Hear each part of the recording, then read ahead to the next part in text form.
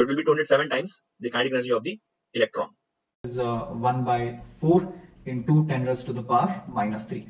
Second row will be 1 over A, 1. Third row will be 1, 2 by 3, 1 by. Hi students, my name is Pratik Garg and I am here to give you the solutions of this paper, physics section. So let's start with this one, this question.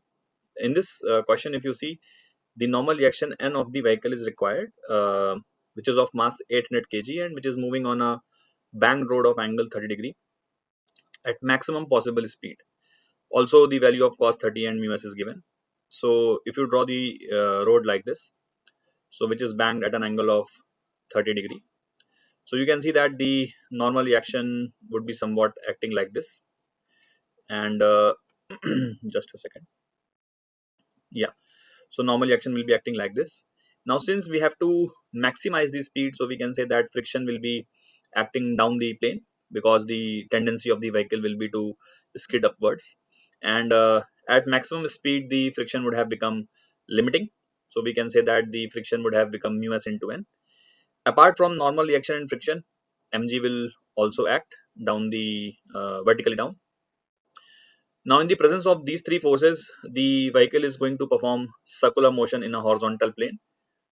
So let's say C is the center of the circular motion, which essentially means that the upward component of the forces must cancel out, because there is no motion in the vertical direction whatsoever. So we can say that this angle will also be 30 degree. So the normal reaction cos 30, which is the upward component of normal reaction, that will balance mg downwards plus component of friction downwards, which you can say is mu s into n cos 60. Right now from here we can very easily find the value of normal reaction. So normal will be simply mg upon cos 30 minus mu s cos 60. Now here m is given to us as 800. Gravity, it is not given whether 9.8 or 10. So for the purpose of easing out the calculation, I will take it as 10. I will explain what would have been the value if we take g as 9.8. Cos 30 is given to us as 0.87 minus mu s is 0.2 into cos 60 is half. So if you see, this becomes 8000 upon 0.77. Now clearly you don't need to find the exact value of this. You can very easily see that if I approximate this as 0.8, so if I approximately write this as 0.8, 0.77 if I approximately write as 0.8, so this value will be somewhere close to 10,000. Okay, so but since the denominator is slightly less than 0.8, so we can say that this value will be just more than 10,000. Hence option A must be correct.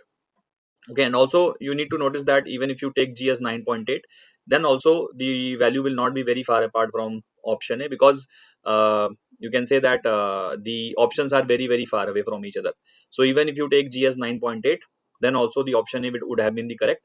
So it doesn't matter whether you take g as 10 or 9.8, the best possible option is option A only. Okay, so I hope you have understood. Option A will be the correct answer for this question. Okay, let's move to the second question. So in here, the amount of heat needed to raise the temperature of 4 moles of a diatomic gas from 0 degree Celsius to 50 degree Celsius when no work is done. Now if you read this line carefully, no work is done means isochoric process. So in an isochoric process, Q can be simply written as NCV delta T. Value of N is 4. CV for a rigid diatomic gas is 5R by 2. Rigid here would basically mean that we have to ignore the vibrational degrees of freedom, and delta T is 50. So if you see, this becomes 500 R. So option D will be correct. A fairly easy question. Let us move to the next one. In this question, if you see, the electron in a hydrogen atom is replaced by a muon, whose mass is 207 times that of an electron, and charge is equal to charge of an electron, and we have to calculate the ionization potential. Now, so basically if I consider the nucleus, let us say that the nucleus has the atomic number Z. Therefore, the charge on the nucleus will be Z times the magnitude of the charge on the electron. Hence the total positive charge on the nucleus can be written as Z times the magnitude of the charge on the electron.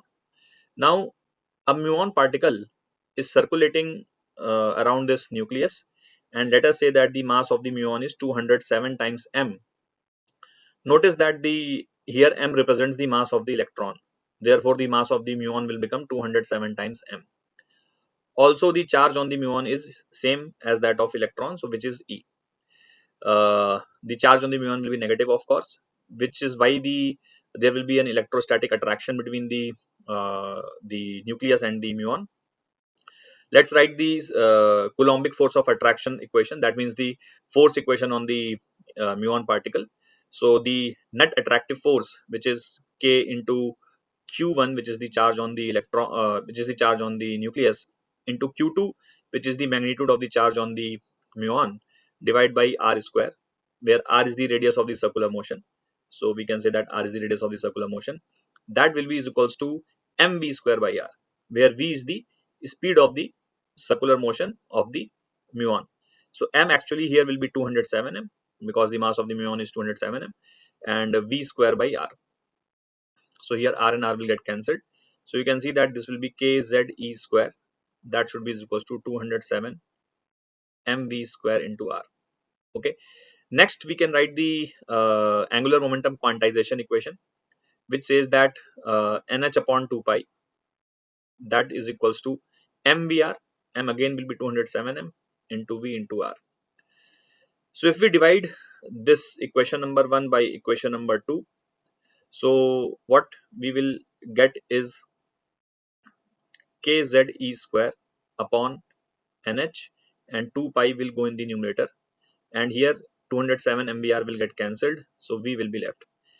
Now if you notice very carefully, so here v, that is the speed of the muon, is coming out to be independent of the mass. Okay, which means that electron would also have had the same speed, because the only difference between the electron and the muon is the mass. But when you write the kinetic energy of the muon, so kinetic energy of the muon will be half into mass of the muon, which is 207 m, into v square. Notice that in the kinetic energy the mass will appear, which means that the kinetic energy of the muon would have been 200 times the kinetic energy of the electron. So kinetic energy of the muon is 207 times, by mistake I said 200, so it will be 207 times the kinetic energy of the electron. Correct. Now in this case, whenever the force is of Coulombic nature, that means inverse square function, like Coulomb's force, kq1 q2 by r square type of force, then we know that the total energy is negative of the kinetic energy. Okay, you might be knowing this fact that total energy Te is equals to the negative of the kinetic energy, okay, and half of the potential energy. Okay, this you might be knowing. So for example, in the hydrogen atom, in the case of electron hydrogen atom, in the first orbit, if you remember, the total energy is minus 13.6. In the first orbit, the kinetic energy is 13.6, and we can say that the potential energy is minus 27.2. Okay, so you can see that total energy is half of the potential energy and negative of the kinetic energy. Correct. So which means that the kinetic energy of the muon will be 207 times the kinetic energy of the electron, which also means that total energy of the muon will be is equals to 207 times the total energy of the electron, okay, in the first orbit. So which means that the total energy of the muon in the first orbit will be 207 times minus 13.6. Now if you calculate this, you will get this as 2815.2 electron volt with a negative sign. Hence the total energy of the muon particle in the first orbit is 2815.2 electron volt, which means the ionization potential will be 2815.2 volts for the muon particle in the hydrogen atom. Okay, so I hope you have understood. Let's move to the next one. This is an LCR resonance circuit question, a very easy question. Here if you see, the value of the resistance is being increased, so resistance is increased, and the inductance and capacitance is not changed. So we have to comment upon the quality factor, bandwidth, resonance frequency. So if you remember, the bandwidth, which is delta omega, is R by L. and the resonance frequency we know is 1 upon under root of LC. Then the quality factor is equals to resonance frequency upon bandwidth. Fairly easy question. If you see, when R is increased, keeping L constant, then bandwidth will certainly increase, which makes option C as correct. For the purpose of learning, let us quickly look at A, B and D as well. So quality factor will increase. If you see, resonance frequency is remaining unchanged, okay, but delta omega is increasing, which means quality factor will decrease. But option A says that quality factor will increase, which is why A is wrong. Resonance frequency will increase is also wrong, because resonance frequency remains constant. Option D is also wrong. Hence, we can say that option C was correct. Let's move to the next question. Here, a loop of flexible wire of irregular shape carrying current is placed in an external magnetic field. Identify the effect of the field on the wire. So basically, we have to talk about the effect of the magnetic field on an irregular shaped wire. Now, this is a standard known fact that whenever an irregular loop is kept in a uniform magnetic field, then what happens? We can say that the loop acquires a circular shape, because then only the force can be we can say then only the equilibrium, or we can say the sustainable steady shape will can occur. Also, you should notice that the net torque must also remain zero in the case of steady equilibrium. Hence, we can say that the plane of the loop should remain perpendicular to the magnetic field. Why we are saying that plane of the loop should be perpendicular to the magnetic field? Because if you consider, let us say this is the loop, this is the plane of the loop in the screen plane.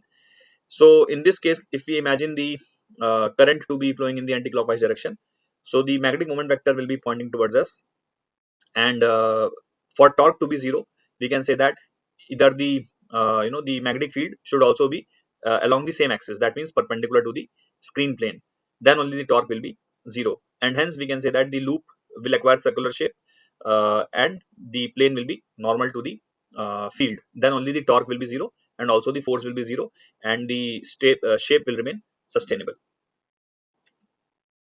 So I'm sorry, I did not tell you the answer. So answer will be option D. The loop assumes circular shape and plane remains normal to the field. Let's look at this question. In this question, an oil drop of radius 2 mm with a density 3 gram per centimeter cube is held stationary under a constant electric field of 3.55 into 10 to the power 5 volt per meter in a Millikan's oil drop experiment. The number of excess electron in the oil drop will possess, and we have to take the value of G as 9.81. This question is fairly easy. Let us quickly see what is happening here. So for the oil drop, the mg will balance the electrostatic force. So we can say that the mg will be equals to electrostatic force. Okay. So m, which is the mass of the oil drop, so that will be density into volume. Density, if you notice, is given as 3 gram per centimeter cube. So rho into volume, okay, into gravity, that will be equals to electrostatic force. Now let us say excess number of electrons is n. So we can say that total excess charge on the oil drop will be n times the magnitude of the charge of the electron. So that will be Ne. This is the total excess charge on the oil drop, and this we have to multiply by the electric field. So this will be the total electrostatic force acting on the oil drop. Imagine that electric field will be downward in direction, because electrostatic force needs to be upwards. Now density is 3 gram per centimeter cube. So in the kg per meter cube, it will become 3000. So this is the value of the density. Volume will be 4 by 3 pi r cube. Radius is 2 mm. So if you convert this into meter cube, so this will be 2 into 10 to the power minus 3 whole cube. Okay. And gravity is 9.81. So you can take 9.81. That should be n, which is what we have to find. E is 1.6 into 10 to the power minus 19, and electric field is 3.55 into 10 to the power 5. So now this is a calculation based question, but if you see, if you are smart enough, then you don't need to do the calculation, because the power of 10 is different in almost every answer. So if you see, this is 10 to the power 12, this is 10 to the power 10, and if you see, this is 1.73 into 10 to the power 11. Option D can be written as 1.73 into 10 to the power 11. So n value will be, so you can just count the powers of 10 and you will be able to get the answer. So it is 3000 into 4 by 3 pi, okay, into 2 cube is 8 and 10 to the power minus 9, okay, 9.81 divide by this 1.6 into 10 to the power 19 minus 19, sorry, minus 19 and 5 I am writing minus 14 directly, and this is 3.55. okay, now let's do the calculations. So see, basically this 3 and this will become 1000. Let me use the red color rather. So now if you count the powers of 10, so minus 9 and 3 powers, so in the numerator you will be having minus 6, so 4 pi into 8 into 10 to the power minus 6, and the 14 will go in the numerator, so this will become plus 14, okay, and that in the denominator you will be left with 1.6 into 3.55, okay. So and 9.81 is also present in the numerator, okay. So now let's see, basically this uh, this 16 and this will become 5, so that means this will become 20 pi into 10 to the power 8, okay, and 9.81 divided by 3.55, okay. Now you can see this 20 also you can write as 10 to the power 9, so I'm removing this 0, and making this 10 to the power 9, right. So I'm making this 10 to the power 9. Now you just have to count the powers, so you can approximately treat 9.8 as 10, okay, and that's 10 into pi will be close to 30, and 30 into 2 60, 60 by 3 will be again close to 20, so that means 10 you will again get, okay, 10 again you will get, and we can say that this will be 1.73 into 10 to the power 10, okay. So which means option C should be correct, okay, option C should be correct, because as I said, counting the 10 to the powers will give you the correct answer, so option C should be correct, okay. Let's move to the next question. So here the PV diagram of a diatomic gas, PV diagram of a diatomic ideal gas is given under cyclic process is shown. The work done during an adiabatic process CD. So CD is the adiabatic process for which we have to find the work done. Now in the adiabatic process, we know that the work done is equals to negative of the change in the internal energy, and this delta U can be written as NCV delta T, okay. Now CVs are upon gamma minus 1, that is something you should know, okay. Hence if you look at this expression of work done in CD, what will be the answer? So minus 1 upon gamma minus 1 will become 0.4, and in the numerator it is NR delta T, NR delta T, that means N into R into TD minus N into R into TC, temperature at D minus temperature at C. This becomes minus 1 upon 0.4. Now NRTD can be written as PD into VD, and NRTC can be written as PC into VC. Hence this becomes minus 1 upon 0.4. PD, which is the pressure at D, is 200, volume at D is 3, minus pressure at C is 100, and volume at C is 4, which means this becomes minus 1 upon 0.4 into 600 minus 400, that means this is 200, which becomes 2000 upon 4, hence 500. That means minus 500 joules will be the work done in this question, okay. So I hope you have understood.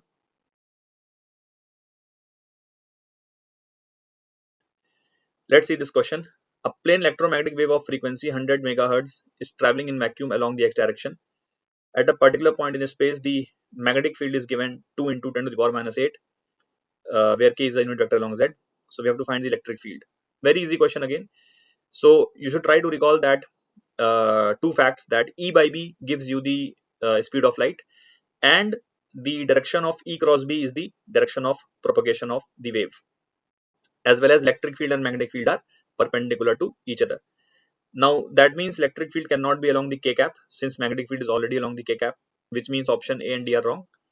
Now that means electric field has to be along the j cap, because as I said, E cross B, that should give you the direction of C vector, Okay, so this unit cap, I mean to say that if you take the unit vector along this, okay, E cross B, I mean to say that if you take a E cross B and then take a unit cap of this, okay, unit vector of this, then that will be C cap. C cap means the direction of propagation of the light. So that means if you see the direction of electric field has to be along the J cap only, because J cross K gives you the I cap, which is the direction of propagation in this question. Also, the electric field will be simply, we can say that E by B is the speed of light, which means the E should be equals to B into C. B is given as 2 into 10 to the power minus 8, and speed of light is 3 into 10 to the power 8, which means the answer will be 6. So 6 J cap will be the correct answer for this question. Let's move to the next question. Here we have got a conducting wire which is placed in this situation, and if you see, the magnetic field is going inside and is increasing at a constant rate. Okay, now if the field going inside is increasing, which also means that flux going inside is increasing. Let's, for the time being, let's call this point as O, the intersection point, let's call this as O.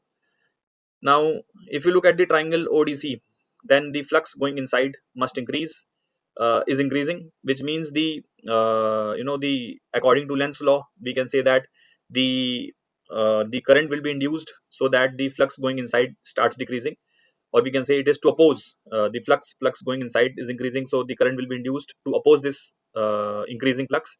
Hence the we can say that the current will be in the this manner, in the ODC segment it should be in this manner, because of the the, to oppose the flux, because to oppose the change in the flux, rather to oppose the change in the flux, because the flux going inside is increasing. So we have to keep our thumb towards us, and the curling sense of the fingers tells you that it is anticlockwise. So we can say that uh, the EMF will be induced in this manner. Similarly, if you look at the OAB, so if you look at the OAB section, again you will find that the flux going inside is increasing, and hence you have to keep your thumb towards you because you have to oppose this. So if you keep your thumb towards you, again the the curling sense of the fingers is anti-clockwise. So we can say that in this segment also the EMF will be induced in this manner. Now let's call this EMF as E1 and let's call this EMF as E2. It's very obvious that E1 is more than E2, as the area of triangle ODC is more than area of triangle OAB. So we can clearly say that E1 is more than E2.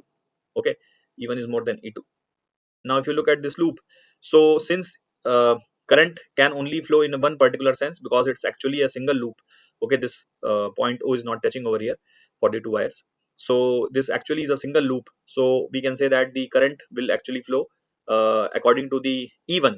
That means E1 is going to decide, because E1 is a dominant battery. So current will actually go from D to C, and from C to B, from B to A, and then from A to D. So that is how the current will flow from D to C, then C to B, B to A, and A to T. So this is how the current will flow in this loop. So actual answer will be current is going from D to C and from B to A. So option A seems correct. I hope you have understood this. Let's move to the next question. A ball is thrown vertically upward with an initial velocity of 150 meter per second. The ratio of the velocity after 3 seconds and 5 seconds is x plus 1 upon x. So value of x. Very easy question. Again, you have to simply use v is equals to u minus gt. So initial velocity was 150. Gravity we can take 10. After 3 seconds you have to put 3. So velocity after 3 seconds is coming out to be how much? 120 meter per second. And similarly, if you put t is equals to 5 here, so this velocity will become 100 meter per second. So the ratio will be x plus 1 upon x, which will be equals to 120 upon 100, which is nothing but 6 by 5, which means that x should be 5. So x comes out to be 5. Very, very easy question. Two satellites A and B move around the Earth in the same orbit.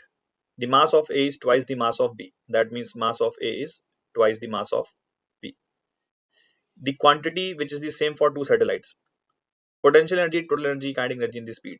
See, it's very obvious question that answer should be speed.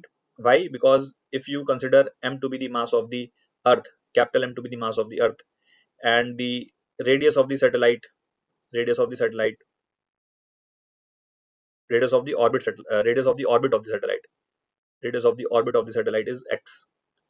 So you know that the orbital speed is given by root of gm by x, where m is the mass of the earth, not the satellite. So orbital speed is independent of the you can say orbital speed is independent of the mass of the satellite. Hence we can say that speed will be the same for both of the bodies. Rest every other quantity depends upon the mass of the satellite as well. Hence ABC will be different for the two satellites. Okay, so let's move to the next question. A block of mass m is spent by a light thread from an elevator. The elevator is accelerating upwards with uniform acceleration a. Work done during uh, work done during by thread in time t seconds. I think question wants to ask that what will be the work done in time t seconds in the reference frame of elevator.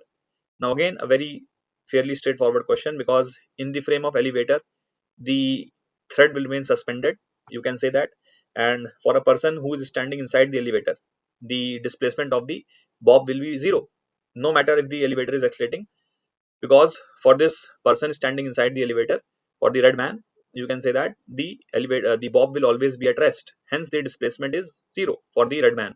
Hence we can say that the work done will also be zero because the displacement is zero.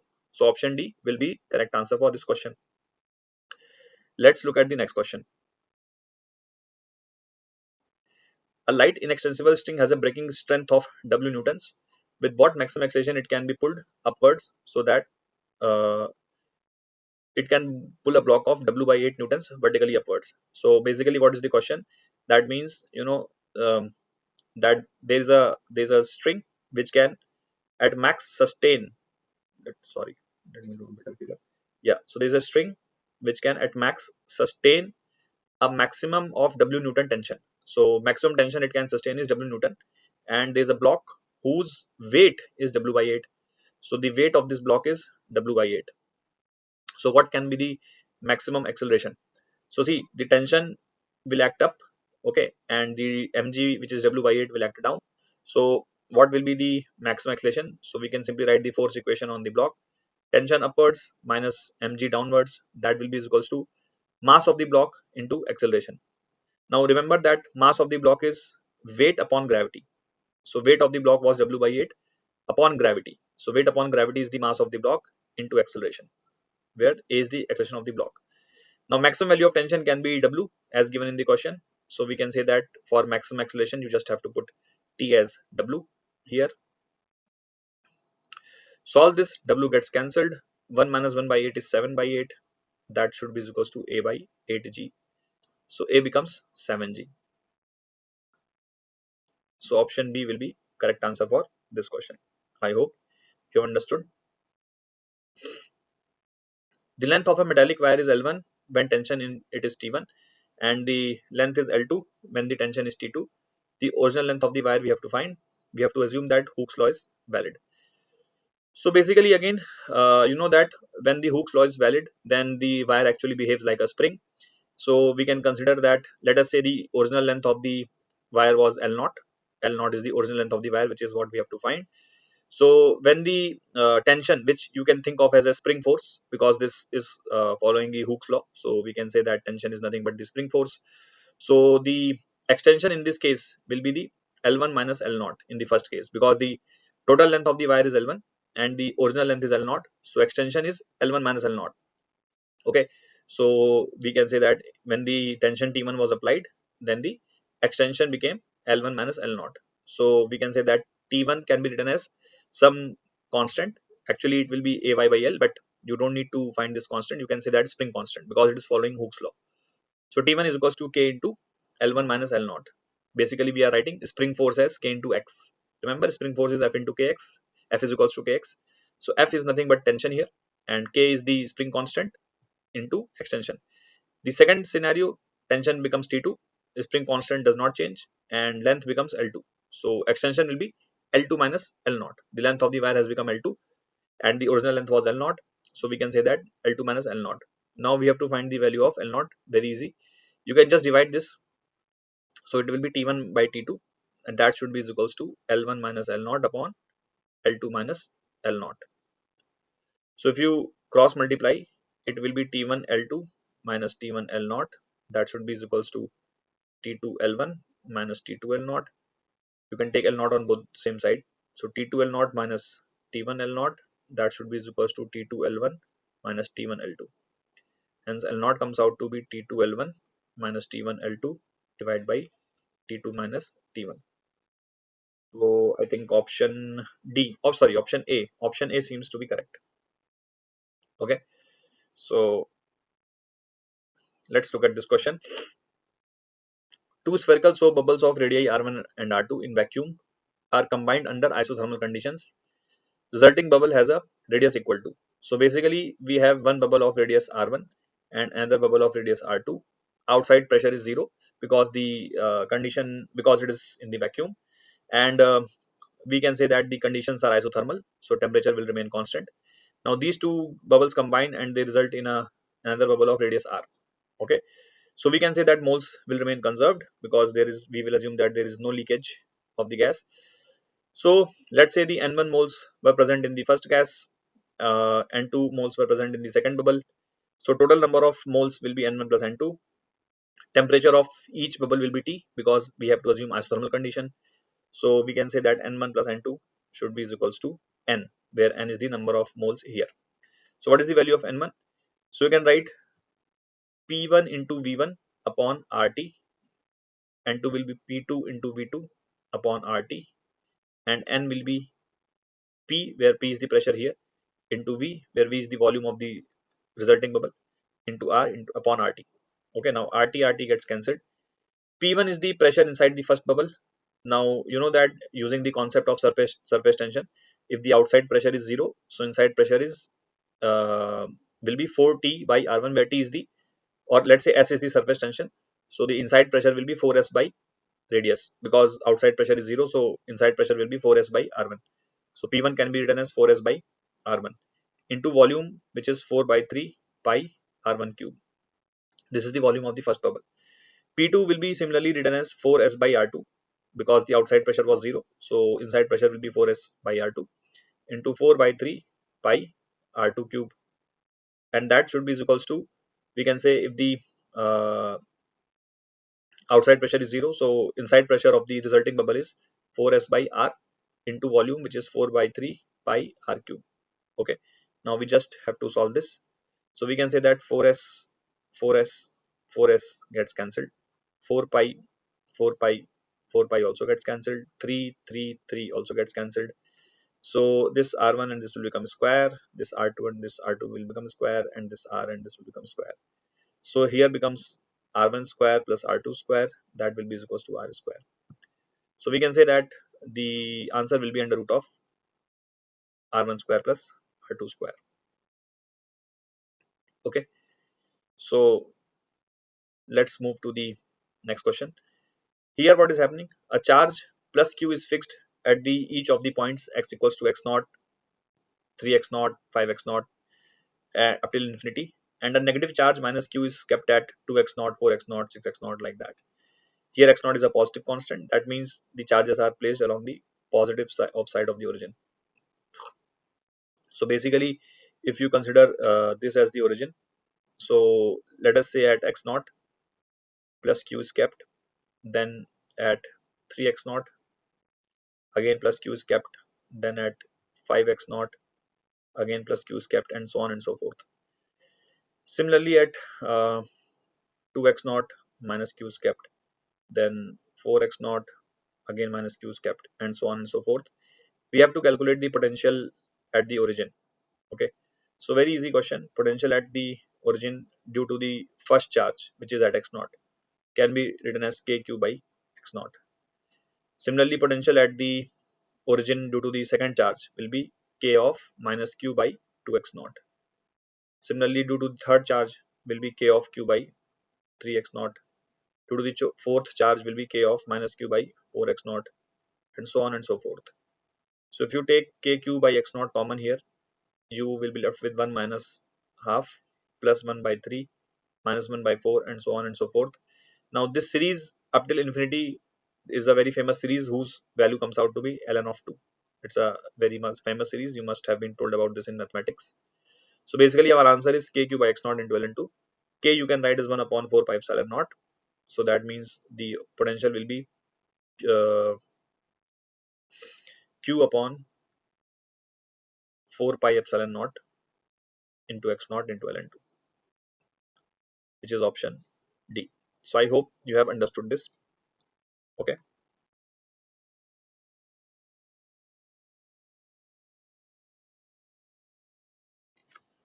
So in this question, basically there's a particle A which is moving on a circle of radius 0.36 meters, and it covers 30° in 0.1 seconds. The projection of P from A oscillates simple harmonically. So we have to find the restoring force per unit mass when the point P touches M. Now we know that this is the situation which happens in a phasor diagram. If you know about SHM, then this is the same scenario that happens over there. So point P will oscillate simple harmonically, and you know that restoring force in the case of the simple harmonic motion can be written as kx. Now generally minus sign is also written, but that generally tells you the restoring nature of the force. So I'm not writing minus sign because we already know that the force is restoring in nature. Value of k is m omega square, and hence force can be written as m omega square into x. Now how to find the value of omega? So if you see carefully, the point A was has rotated 30° in how much time? 0.1 seconds. So if it rotates 360° in, let us say, time capital T, so using the unitary method we can say that capital T will be 360 upon 30 into zero point 0.1, which makes it 1.2 seconds. Now we know that in SHM omega is 2 pi by capital T, so which means that this will be 2 pi upon 1.2, so which can be written as pi upon 0.6. Okay. Now we have to find the force per unit mass. So force upon mass will be omega square x. This is the value of the force per unit mass, and we have to calculate this value when the point P touches M. That means the value of x will become equals to amplitude. So you have to just put x as amplitude. So omega square will become pi square upon 0.6 into 0.6, and x will be equals to 0.36. Okay, so this will cancel out, and pi square you can approximately say as 9.87. So that will be the answer for this question. Now in this question, which of the nuclear reaction is possible? So again, a fairly easy question. If you see in the first reaction, the charge as well as mass is conserved, but if you see in the option B, C, D, the charge conservation is not happening. In the option B, the 5 plus 2, 7 is the charge on the reactant side, but 8 is the charge on the product side. Not possible.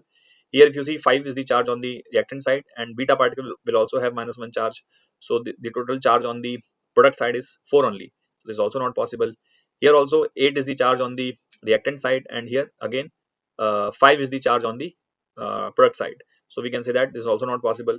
Notice that antineutrino is a chargeless particle, so it will not contribute to the charge. So option A is the only possible nuclear reaction that can happen. Again, here what we have to do, fairly easy question. Temperature theta we have to find for the junction, where theta 2 is the temperature at the top surface, theta 1 is the temperature at the bottom surface, R2 is the resistance of the top slab, and R1 is the resistance of the bottom slab. So very easy question. The heat that will flow from the, let's say, from theta 2 to theta 1 will also be the heat that will go from theta 2 theta 1. So that means the heat flowing from top surface theta 2 till theta will be the same heat that will go from theta till theta 1. So you can say that heat flow can be written as delta T by R. That means difference in the temperature upon resistance. So that means we can write theta 2 minus theta upon R2. This is the heat flow in the top slab. This is the heat flow in the top slab. Okay. And what will be the heat flow in the bottom slab? Theta minus theta 1 upon R1. Theta minus theta 1 upon R1. So now we just have to find the value of theta. You can cross multiply. So theta 2 into R1 minus theta into R1. That should be theta into R2 minus theta 1 into R2. So from here we can say that theta comes out to be theta 2 into R1 plus theta 1 into R2 divided by R1 plus R2. Okay. So I think which option matches? Theta 2 into R1. So theta 2 into R1 plus theta 1 into R2 upon R1 plus R2. Option B is the correct answer.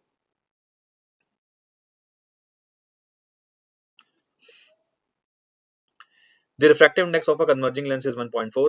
What will be the focal length of this lens if it is placed in a medium of same refractive index? See, if a lens is placed in a medium of same refractive index, it's a known fact that its focusing capacity will be lost. Focusing the focal length will become infinity, because if the lens is present in the same medium, then there is absolutely no difference in the whole medium. We can say that whole medium will become homogeneous only, and light will not bend. Light will not face any difference whether encounter when it will encounter the lens. It will just pass straight only. It will not bend whatsoever. So the refracting capacity of the lens will be lost. So you, without any equation also, you can say that focal length will become infinite. However, you can do this by question by the lens maker formula also. 1 upon f is focal length of the refractive index of the lens divided by refractive index of the medium minus 1 into 1 by r1 minus 1 by r2. Now if mu l and mu m have become same, so we can say that this LHS, this factor will become 0. So 1 by f will become 0 if mu l and mu m have become 1. Lens refractive index and medium refractive index have become same. So in that case, we can say that f will become infinity. So that is what we can say. Here what is happening, a bullet of mass 0.1 kg is fired on a wooden block, 2 pierce through it, but it stops after moving a distance 50 centimeter into it. If the velocity of the bullet before hitting the wood is 10 meter per second, it slows down with a uniform deceleration. You have to find the magnitude of the retarding force. Again, a very easy question. So suppose this is the wood, and the bullet enters the wood with a speed of 10 meter per second. Okay, and it enters, and let's say it stops after 50 centimeter. That means 0.5 meter. So here the velocity becomes 0. Okay, so we just have to use v square is equals to u square minus twice as. V has become 0. Initial speed was 10, so it will become 100. Acceleration we have to find, and displacement is 0.5. So from here you can see that retardation becomes 100 meter per second square. Okay, and so retarding force will be simply mass into retardation, which is zero point 0.1 into 100, which makes it 10. So 10 will be the answer for this.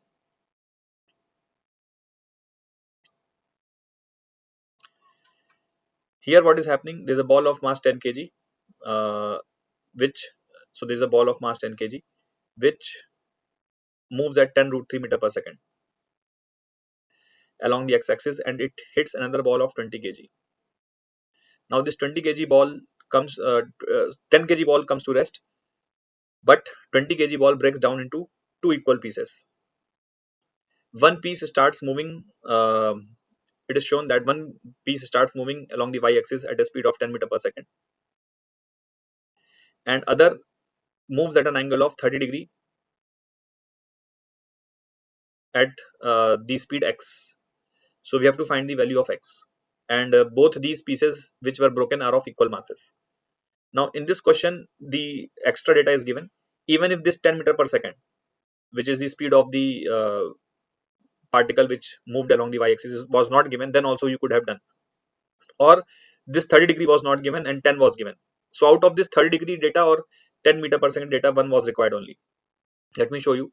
So if you look at the initial momentum of the ball, 10 kg ball which was coming along the x-axis, so initial momentum is along the x-axis, which is 10 into 10 root 3, and hence this becomes 100 root 3.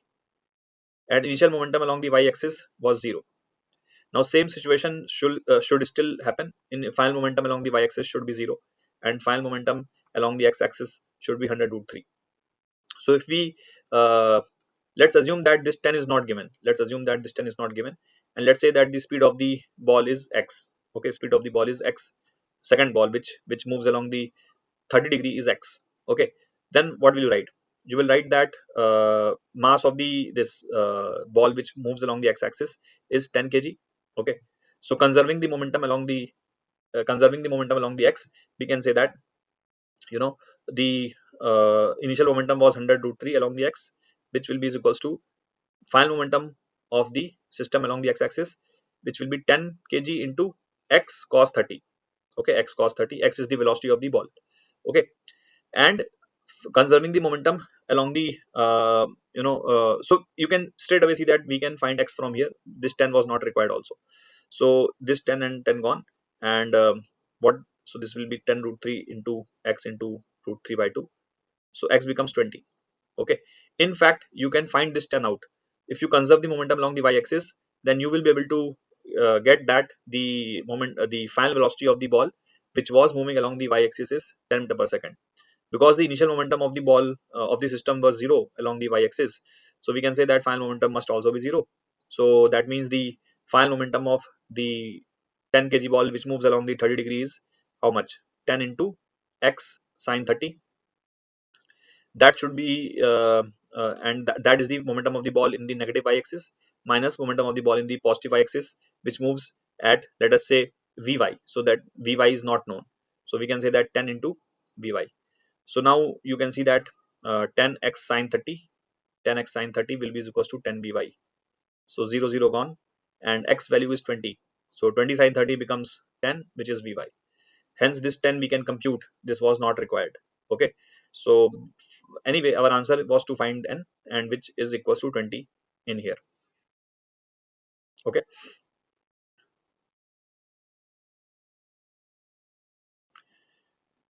for a rolling spherical shell, the ratio of the rotational kinetic energy to the total kinetic energy is x by 5. We have to find the value of the x. Very easy question.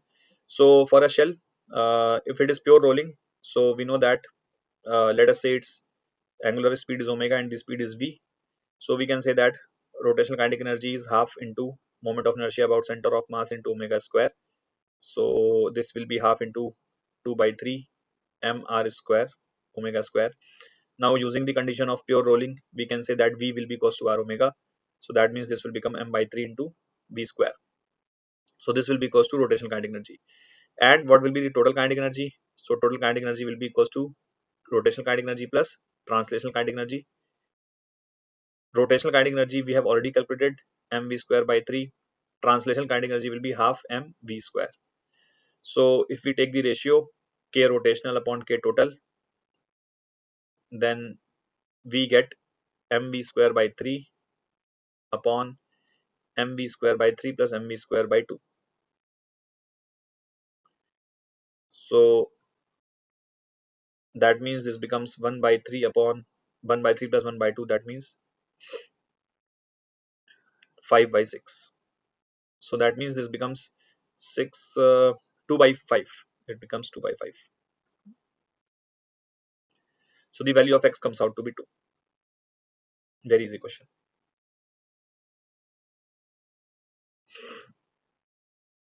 The equivalent resistance of series combination of two resistors is S, and when they are connected in parallel, the equivalent resistance is P. If S equals to NP, then we have to find the minimum value of N. Let us say that two resistors are R1 and R2. So we can say that S, which is the series combination, is R1 plus R2. And what will be the parallel combination? R1 R2 divided by R1 plus R2. Now according to the given condition, S, which is R1 plus R2, that will be N times P, which is R1 R2 divided by R1 plus R2. Hence we can say that R1 plus R2 square upon R1 R2, that is the value of N. Now using AM greater than GM, we know that R1 plus R2 by 2 is always greater than equals to under root of R1 R2, which means that R1 plus R2 whole square upon 4 will always be greater than equals to R1 R2, which means that R1 plus R2 whole square upon R1 R2 will always be greater than equals to 4. Now if you see, this exactly is the value of N. LHS is the value of N, so that means N will always be greater than equals to 4. So minimum value of N is equals to 4, and that will happen when R1 equals to R2.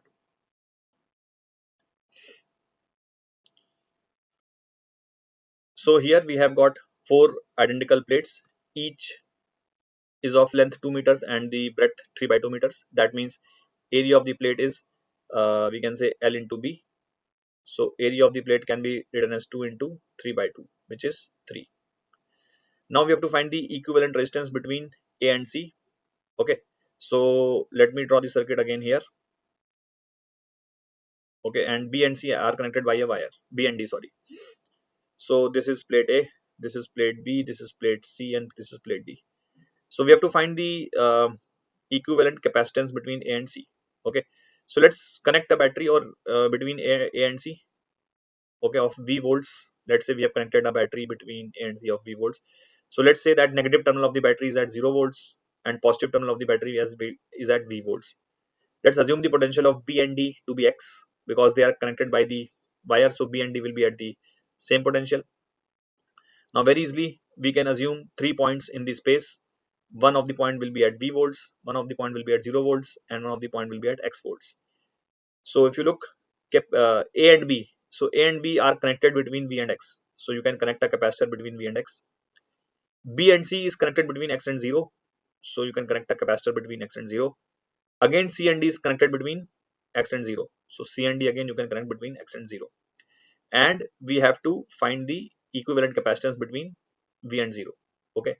So very easy. You can say that this C and this C will be in parallel. So that will become 2C, and that 2C with this remaining capacitor will be in series. So we can say that C equivalent will be 2C into C divided by 2C plus C, which means this will be 2C by 3, where C is epsilon naught A by D, where C is epsilon naught A by D. Hence our answer comes out to be 2 by 3 into epsilon naught A by D. Okay. So basically this will become 2 by 3 epsilon naught A by D. Now you can put the value of A as 3. So this will be 2 epsilon naught by D. Hence the value of X comes out to be 2. Value of X comes out to be 2. That's it students. Thank you. Hey everyone, welcome to the detailed solution of chemistry section of this question paper. Let's start with the first question, in which N2O5 decomposes to nitrogen dioxide and oxygen as per the first order kinetics. So if we write the equation for the decomposition of N2O5, this is 2NO2 plus half O2. Now it is given that the pressure of the mixture increases from 50 to 87.5 millimeter mercury in 50 minutes. So initially the pressure of N2O5 is 50 millimeter mercury, right? It is given here. Let's say after 50 minutes the pressure of N2O5 changes by X. So this is minus X. The pressure of NO2 will change by 2X and the pressure of oxygen will change by X by 2. The initial pressure of NO2 and oxygen being 0. So the total pressure after 50 minutes would be 50 minus X for N2O5, 2X for NO2 and X by 2 for oxygen. So the total pressure would be 50 minus X plus 2X plus X by 2. So this is going to be 50 plus 3X by 2, which is given to be 87.5. All right. So when you solve this, the value of X that will come out to be is 25. Is that clear? So the value of X is 25. Now if you observe this, then the pressure of N2O5 changes from 50 to 25 in 50 minutes. That is, the pressure of N2O5 becomes half. That means this 50 minutes must be the half-life of N2O5. So after 100 minutes, 2 half-lives would have passed, because 50 minutes is 1 half-life. So after 100 minutes, 2 half-lives would have passed. So if you start with 50 millimeter mercury of pressure of N2O5, and after 50 minutes the pressure becomes 25. So after next 50 minutes the pressure becomes 12.5. All right. So the change in pressure would be for N2O5 50 minus 12.5, which is 37.5. All right. So now the total pressure after 100 minutes will be 50 plus 3x by 2, and if you solve, then 50 plus 3, substituting the value of x, that is a change in the pressure of N2O5, which is 37.5, that is 37.5 divided by 2. So this will come out to be 106.2 millimeter mercury. So that is the correct answer to this question. An alternative systematic approach would be to first determine that the change in pressure is 25, and then determining the value of rate constant from this expression, and then again using it in the integrated rate expression of first order reaction to find out the change, and then calculating the pressure again. But this would be very lengthy and not necessary in this question. Coming to the next question, the reaction of Grignard reagent C2H5 MgBr, it must be ethyl magnesium bromide, with C8H8O followed by hydrolysis gives compound A, which reacts instantly with Lucas reagent. So the compound must be a tertiary haloalkane. That rules out option A because it is primary. That rules out option B also because it is CH2Cl, not a tertiary, right? So C is a potential candidate, and D can also not be the correct answer because this haloalkane is not tertiary. All right, so C must be the correct answer. So we can see that C2H5 MgBr is a Grignard reagent, okay, and it reacts with C8H8O, and which reacts instantly with the Lucas reagent to give compound B. Okay, so the compound B is a tertiary haloalkane, right? So the correct answer we have gotten without even solving the complete question. But we know that tertiary alcohols will react instantaneously with Lucas reagent. So the product must be a tertiary alcohol. And we also know that Grignard reagents react with ketones to give tertiary alcohols, right?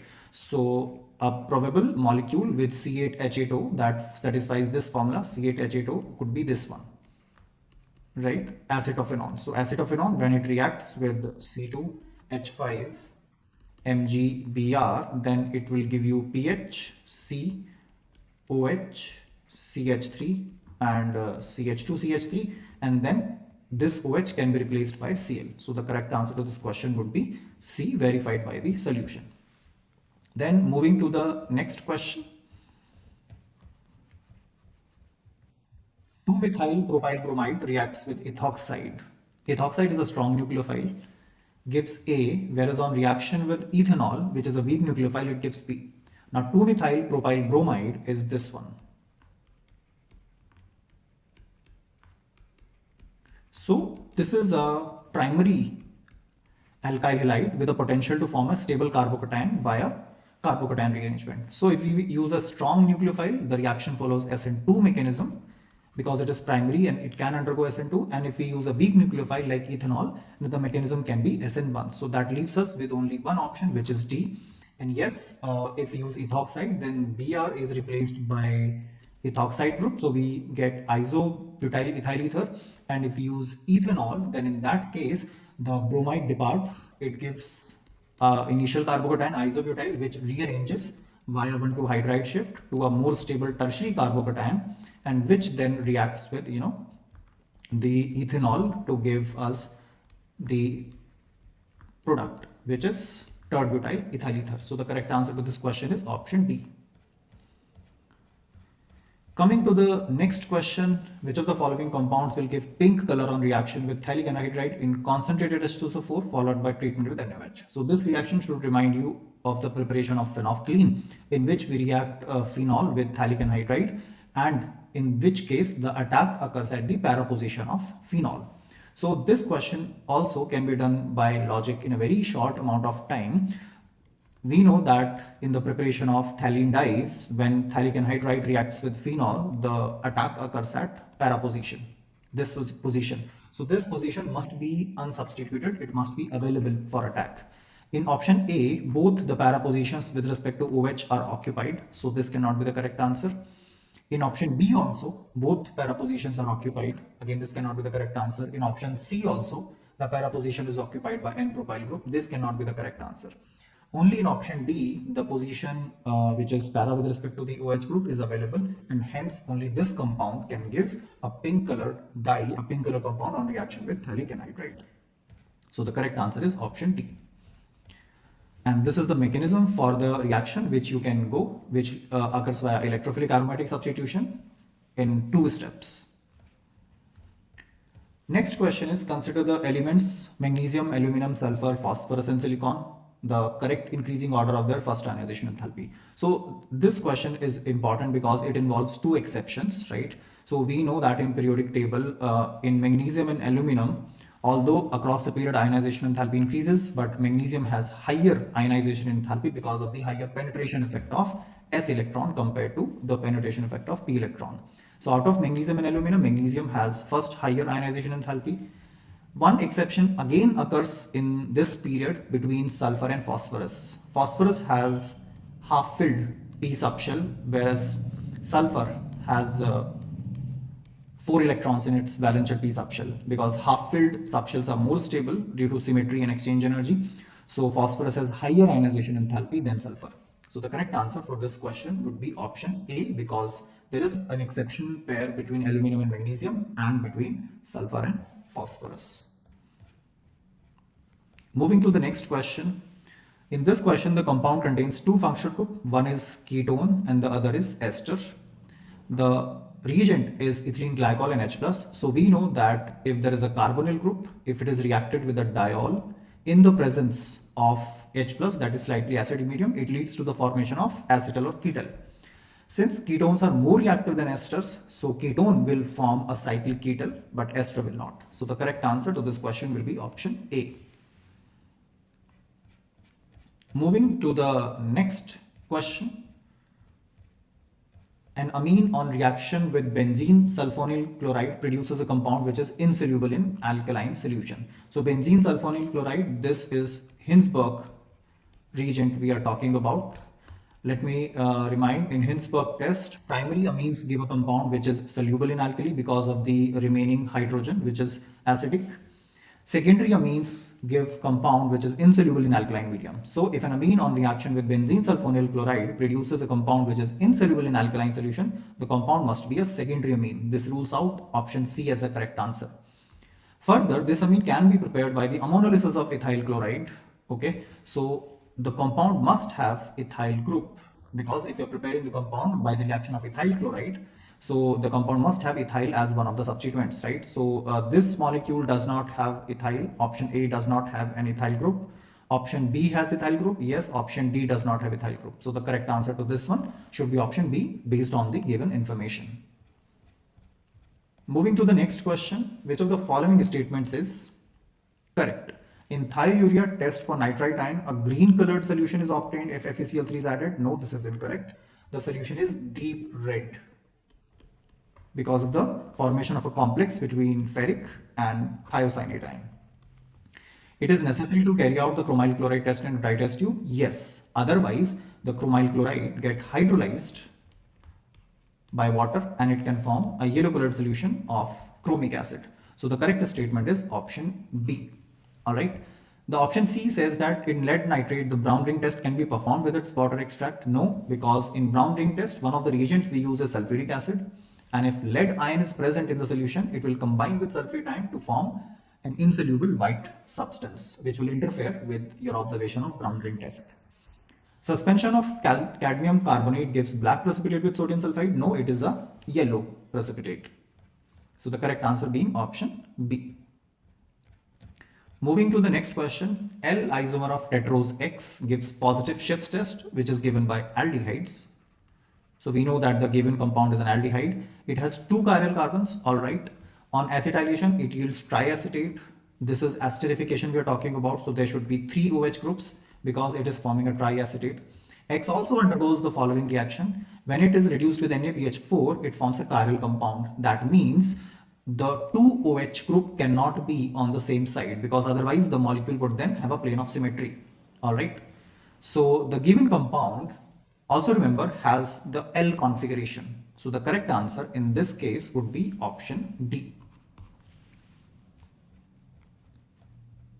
Because L isomer has H on the right hand side and OH on the left hand side, and there is no plane of symmetry, so the reduced product will also be optically active. Moving to the next question, which of the following species is not paramagnetic? Paramagnetic species are the ones that have unpaired electrons. Oxygen definitely is paramagnetic because it has 2 unpaired electrons in pi star orbitals. B2 is also paramagnetic because it has 2 unpaired electrons in pi 2px and pi 2py orbitals. NO is definitely paramagnetic because it has a total of 7 plus 8, that is 15 electrons, which is odd. So carbon monoxide is not paramagnetic. So the correct answer to this question is option D. Coming to question number 36, homoleptic octahedral complexes of metal ion M3 plus with 3 monodentate ligands absorb wavelengths in the region of green, blue and red. So remember, this is absorbed wavelength, and we know as per the visible spectrum that out of green, blue and red, the color which has the maximum energy or the minimum wavelength is blue as per the Vibgyor. So blue has the maximum energy, so it will have the minimum wavelength, right? it will have the minimum wavelength and it has the maximum energy, so the ligand is the strongest. So L2 ligand should be strongest. Well, that gives us the correct answer as option A. Coming to question number 37, which is very easy one. Which of the following is Lindlar's catalyst?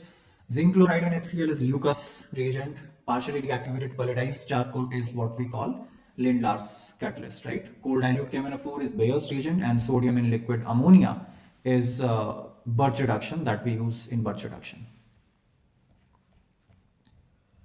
Coming to next question, question number 38. Here we have a double bond and a carboxylic group, and we are reacting it with a reagent bromine in alkaline medium. So we know that alkene reacts with the halogen, bromine or chlorine. It forms a cyclic halonium ion. So first, what will happen? This bromine will approach and it will form a cyclic halonium ion. Because the medium is alkaline, the reaction is happening in presence of sodium bicarbonate. So this will be O minus. And now this is an intramolecular reaction. Attack in cyclic halonium ion always occurs at more substituted carbon. So O minus will attack here and this bond will break. So you can clearly see here we have a cyclic product. 1, 2, 3, 4 and 5 membered heterocyclic compound in which one of the atoms is oxygen. So correctly the answer is option A. Moving to the next question, the decreasing order of acidity for the following carboxylic acids. So you have to use the DNP rule, the distance number power rule of inductive effect here.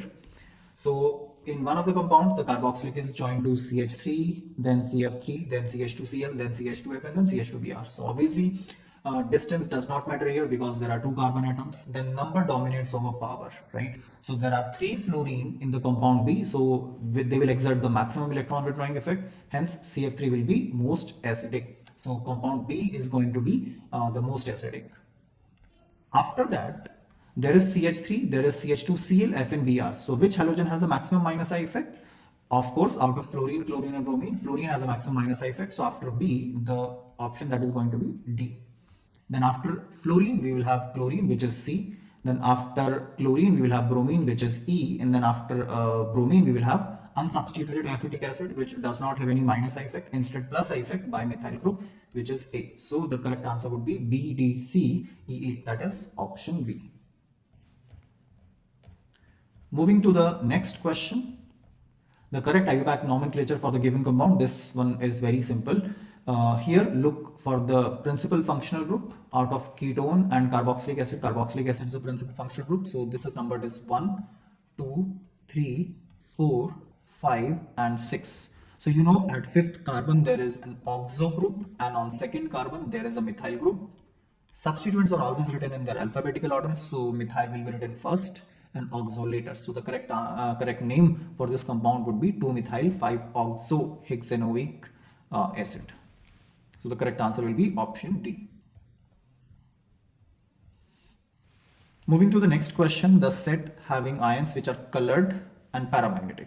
So those ions are colored which have incompletely filled d subshell, that is any configuration including these two, D1 and D9, any configuration between these. Paramagnetic, of course, it should have unpaired electron. So again, it should be from D1 to D9. So you can check here, right? Copper 2 plus has a 3D9 configuration. So that is colored as well as paramagnetic.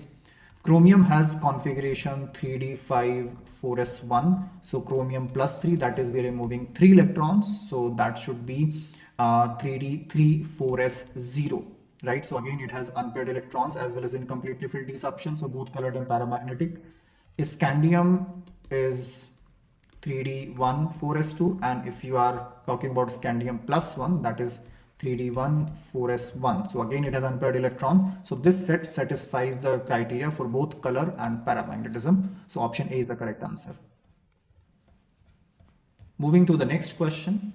The exact volumes of 1 molar NaOH solution required to neutralize 50 ml of 1 molar H3PO3 and 100 ml of 2 molar H3PO2. So here you have to remember the N factors of these acids. H3PO3 is a dibasic acid. The N factor is 2, and H3PO2 is a monobasic acid. The N factor is 1. So then it becomes very simple. Normality into volume for the base must equal the normality into volume for the acid.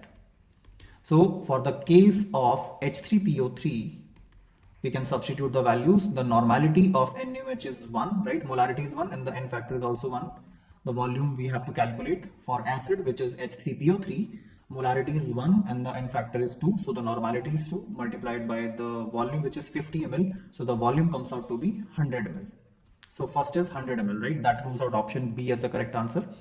Then let us repeat this calculation for H3PO2, which has an N factor of 1. So again, the normality of NaOH that we're using is just 1, right? Volume is V, and for H3PO2, the molarity is 2, N factor is 1, and the volume that is 100. So in this case, the volume comes out to be 200 ml. So in the first case, the volume is 100 ml. In the second case, the volume is 200 ml. So the correct answer is option C. Moving to the next question, the outermost electronic configuration of a group 13 element is 4s2 4p1. So we are talking about group 13 element. So it is boron, aluminum, gallium, indium and thallium. Boron belongs to second period, aluminum third period and gallium fourth period. So the element the question is talking about is gallium, which is 4s2 4p1. So the element which is placed diagonally in the p block, right? So we will have to talk about the element which is present diagonally. So let's talk about group 14. So this is carbon, silicon, germanium, tin and lead. So the element they are talking about is tin. Okay, so the next period is fifth one, so that has to be 5s2 5p2. So the correct answer is option D. Methyl orange is weak acid. No, it is a weak base. And the benzenoid form of methyl orange is more intensely colored. No, the benzenoid form is yellow and the quinonoid form is red. So the both statements are incorrect. Then question number 45, there are 4 complexes and there are types of isomerism. So in first complex, you have a cobalt metal with 6 ammonia, and in the next coordination entity, there is chromium with 6 cyanide. So we know that this is coordination isomerism. So A matches with third. That can make option A and option C as the correct answer, right? It also matches with first because cyanide is an ambident ligand which shows linkage isomerism. Then out of A can be first and third, so we can check just B, right? So B complex has 3 ammonia and 3 nitro. Nitro, just like cyanide, it's an ambident ligand, so it will give rise to linkage isomerism. So B will also match with the first option. So the correct answer would be option A. Remaining you can check. Option C has water, so water can exchange with chlorine, so this is your solvate isomerism. And the cis isomer, if there are 2 bidentate ligands, will show optical isomerism. So the option A being the correct answer. Moving to the second section, question number 46. 1 mole of an ideal gas at 350 Kelvin in a 2-liter vessel of thermally conducting walls which are in contact with the surroundings. It undergoes thermal reversible expansion. Because the expansion is reversible, so the entropy change of surrounding would have equal magnitude as the entropy change of system. And in case of expansion, we can write the entropy change as Nr ln V2 by V1. So number of moles of the ideal gas is 1. The value of R is 8.314 ln. The volume of the ideal gas changes from 2 liter to 3 liter. So this is 3 divided by 2. Now in this question, the value of logarithm are not given. So it might come in a little handy if you remember some logarithm values. So ln converted to log to the base 10 is 2.303. So this is 2.303 multiplied by 8.314. So log 3 is 0.48 and log 2 is 0.3. So if you solve this and round it off to the nearest integer, the answer will come out to be 3. Moving to the next question, the number of acyclic structural isomers, but also including geometrical isomers for pentene, which has the formula C5H10. So you have to draw all the isomers which are open chain acyclic, and you can also consider geometrical isomers. So you can either have 5 carbon in a straight chain with a double bond here, or 5 carbon here and double bond here. Of course, this will show geometrical isomerism. So these are actually 2 molecules. These 2 hydrogen can be cis or trans with respect to each other, right? Then you can shorten the chain, take 4 carbon atoms and put one as branch. Now it is your choice where you want to put the double bond. One choice, of course, it is here. Another choice, it would be here. And last choice, this would be here. None of these compounds show geometrical isomerism because this is terminal, and the middle has two similar methyl groups joined to one of the doubly bonded carbon atoms. So the total number of molecules, that is 1, 2, 3, 4, 5, 6. So the correct answer to this question is 6.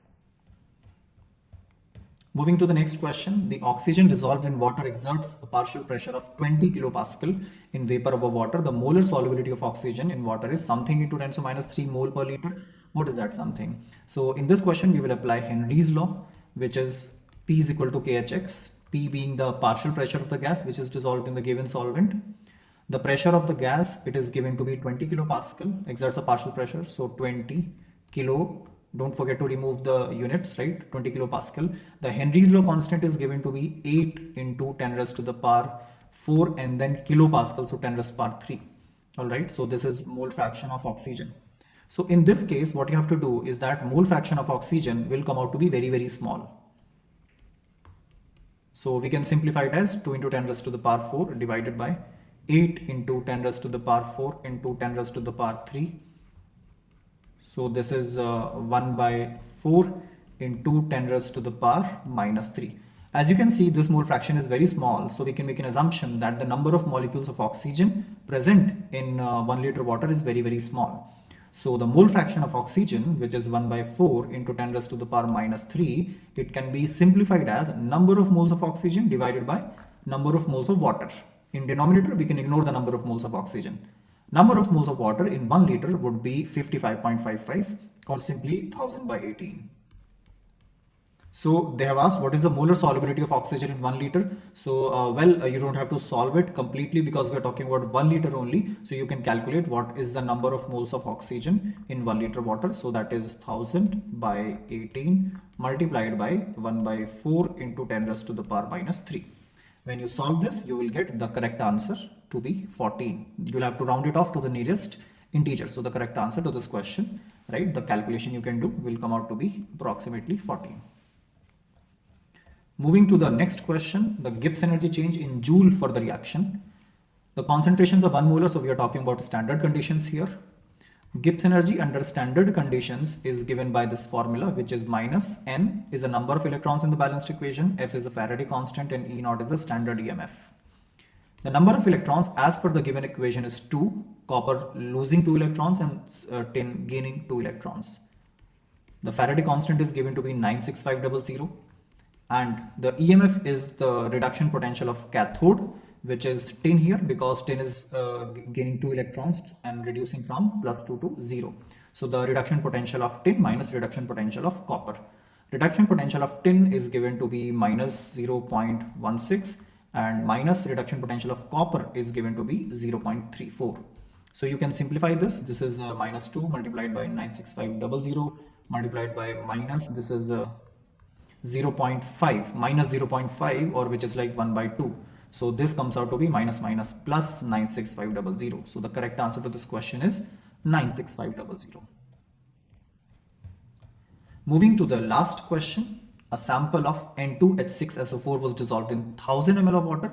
The 20 ml of this solution was reacted with excess of FeCl3 and warmed to complete the reaction. So basically what we're doing is that we are reacting hydrogenium sulfate with ferric ion. In this process, ferric ion is getting reduced to ferrous and hydrogen is getting oxidized to nitrogen, right? And then the ferrous ion thus produced, they're being reacted with permanganate. So ferrous ion thus formed were estimated and they required 10 ml of M by 50 KMnO4 solution in acidic medium. So we will use law of chemical equivalence in this question to speed up the calculation process.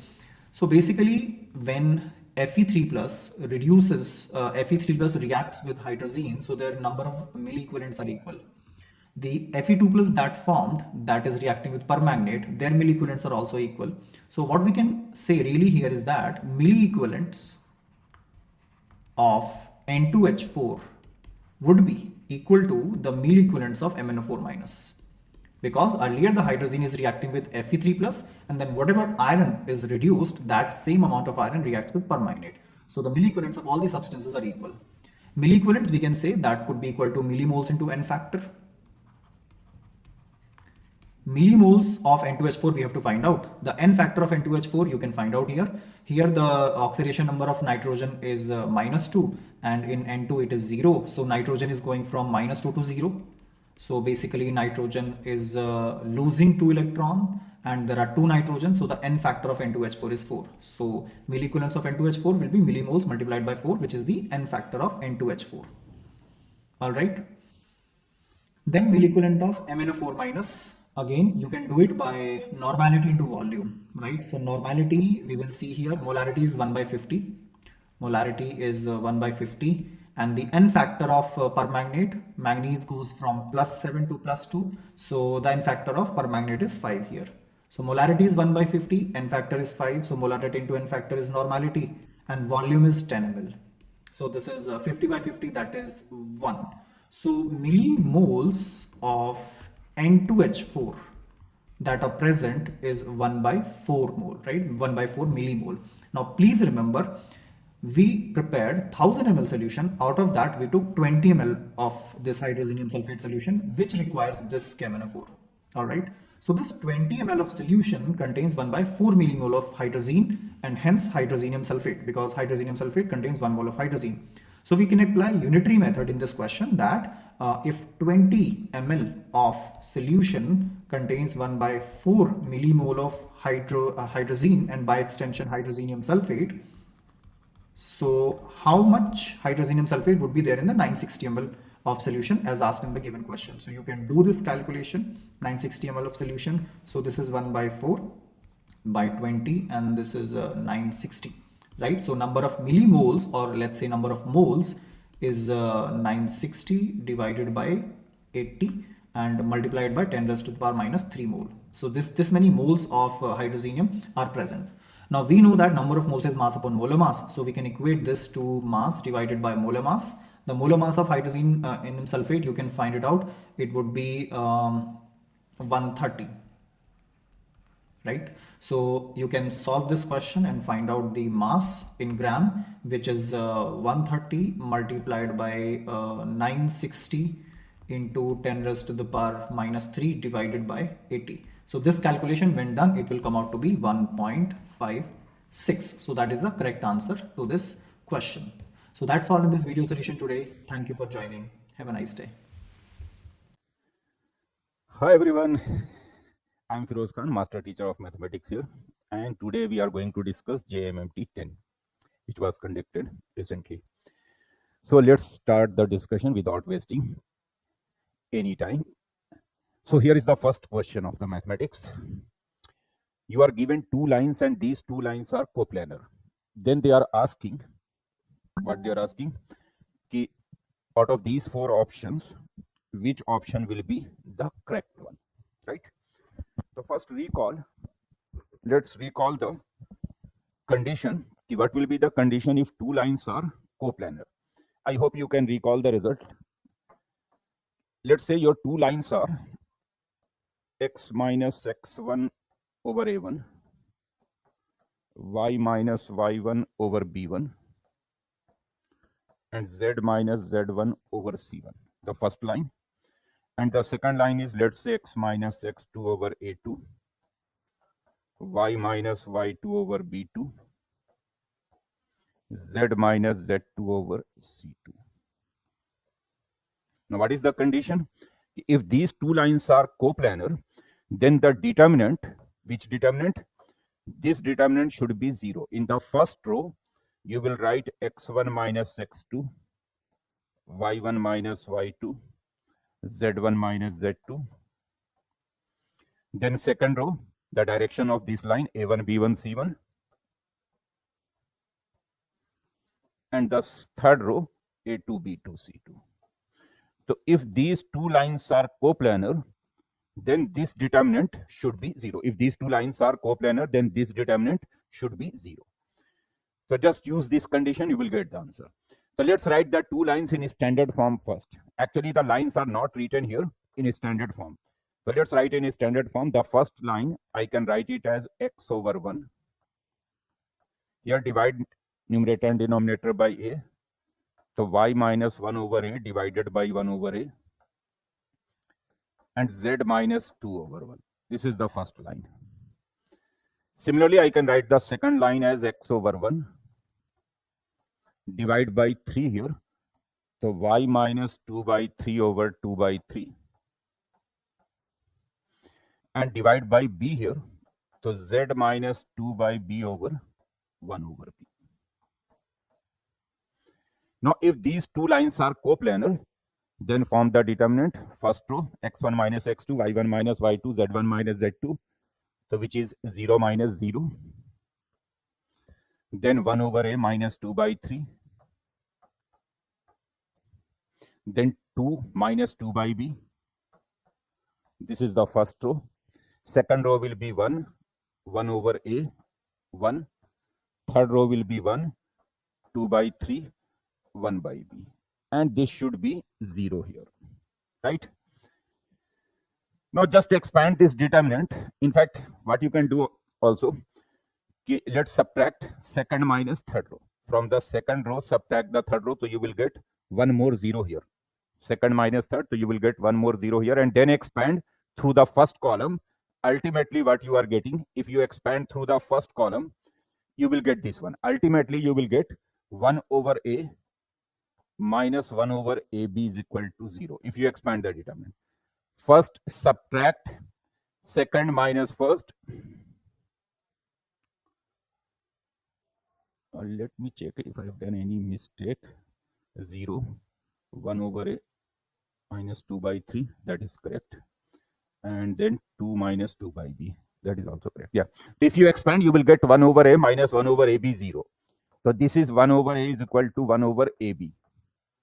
A cancel, you got b is equal to 1. And a can be any real number except 0. So your correct answer will be b is 1 and a is any real number except 0. Very easy question if you can recall the result. Question is easy. The only thing you have to remember the result. Next question.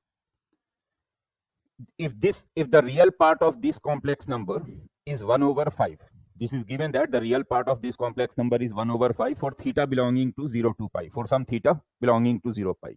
Then the value of this integral 0 to theta sine dx. So actually you have to find the value of theta first, which theta for which the real part of this complex number will be 1 by 5. So see, this complex number is nothing but 1 over 1 minus cos theta plus 2 iota sine theta. This is your number, 1 over 1 minus cos theta plus 2 iota sine theta. Now if I multiply numerator and denominator by the conjugate of the denominator,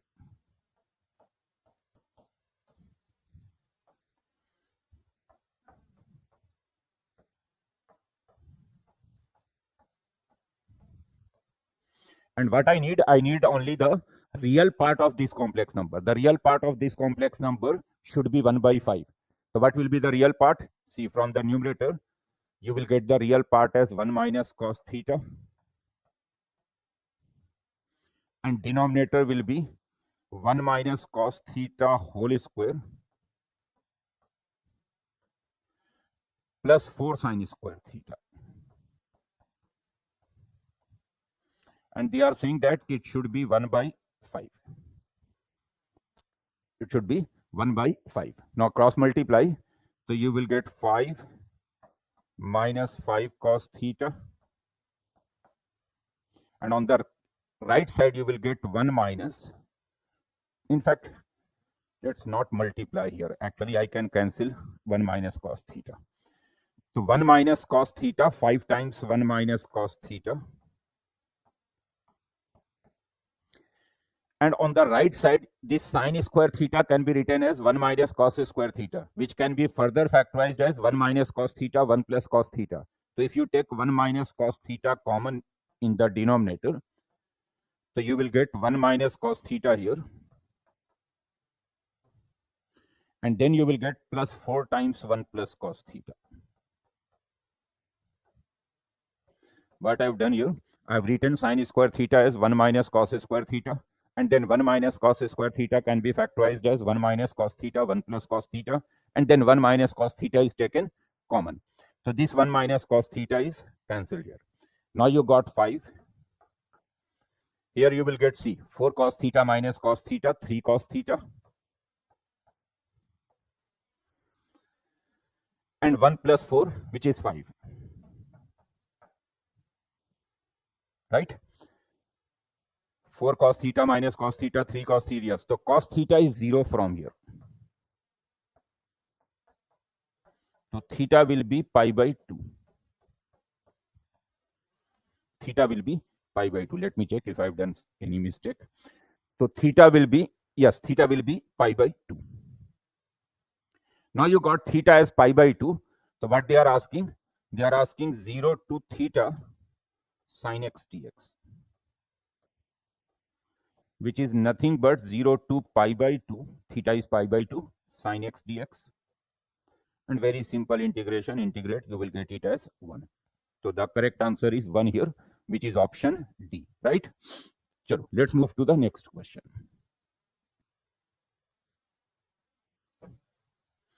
In a triangle, side BC is given as 3, side CA is given as 5, side BA is given as 7. This is the side length of the triangle. And then you have to get the length of projection of vector BA on vector BC. Length of projection of vector BA on vector BC. So let's form a triangle first.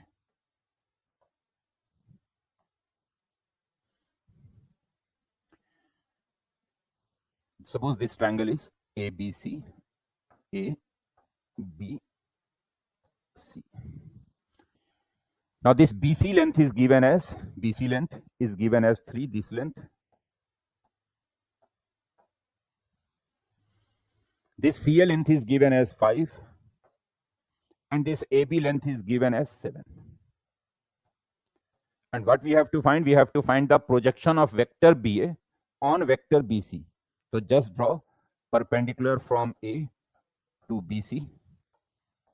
Let's say this perpendicular is AD. So this length BD is the projection of vector BA on vector BC. This length BD is the projection of vector BA on vector BC. Now how will you get BD? So let's find this angle first. So if I use cosine rule here, so cos B will be, I'm using cosine rule. I'm finding this angle. So cos B will be what? C square plus A square minus B square to cosine rule. C square plus A square minus B square by 2CA.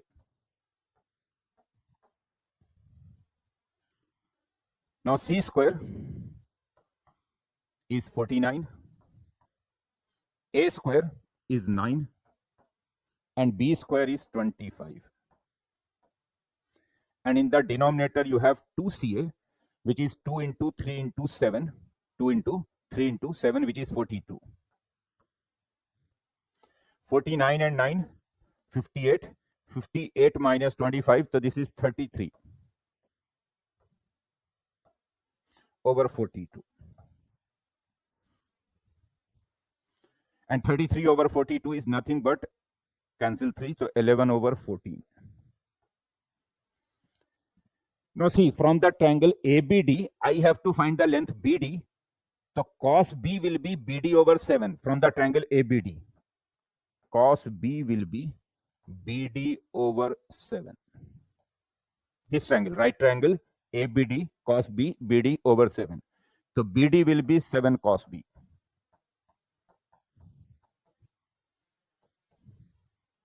And cos B is already found 11 by 14. So your answer will be 11 by 2. The length of the projection of vector BA on vector BC is nothing but 11 by 2. Means option A is the correct option here. Let's move to the next question.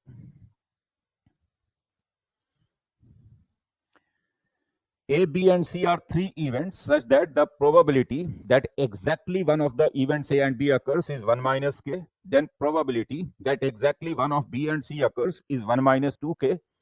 and probability that exactly one of C and A occurs is 1 minus K.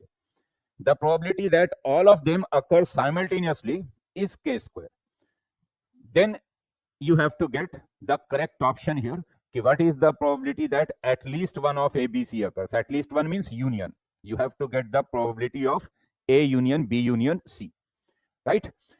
So let's collect the data. The first option, the first statement says the probability of exactly one of A and B. So probability of exactly one of A and B can be written as PA plus PB minus 2 times PA intersection B. This is formula. You have to learn it as a formula. The probability of exactly one of A and B is PA plus PB minus 2 times PA intersection B. And this is given as 1 minus K. Then probability of exactly one of B and C, PB plus PC minus 2 times PB intersection C. It is given as 1 minus 2K. Then probability of exactly one of C and A, PC plus PA minus 2 times PC intersection A. It is given as what? 1 minus K again. And one more information is given. The probability of simultaneous occurrence of ABC means intersection. Probability of A intersection B intersection C is K square. Now see, if I add these three results, so I will get 2 times PA plus PB plus PC minus PA intersection B, which is PAB. AB means A intersection B here. Minus PBC, B intersection C, minus PCA, C intersection A. And on the right side, you will get what? 3 minus 4K. Now what they are asking? They are asking probability of union. P A union B union C.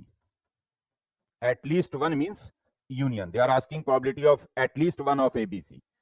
So use the union formula. That will be PA plus PB plus PC minus PAB. AB means A intersection B. Minus PBC, B intersection C. Minus PCA, C intersection A. And then plus PA intersection B intersection C. This is union formula. PA plus PB plus PC minus PAB minus PBC minus PCA plus PABC. Now see, PA plus PB plus PC from here is 3 minus 4K by 2.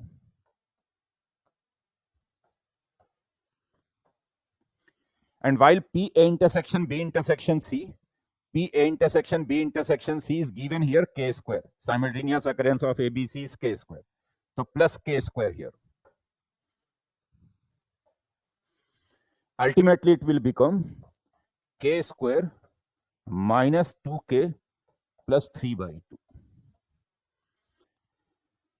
And make it a perfect square. So it can be written as K minus 1 whole square plus half, which is obviously greater than or equal to half. So therefore, probability of at least, in fact, K is not 1.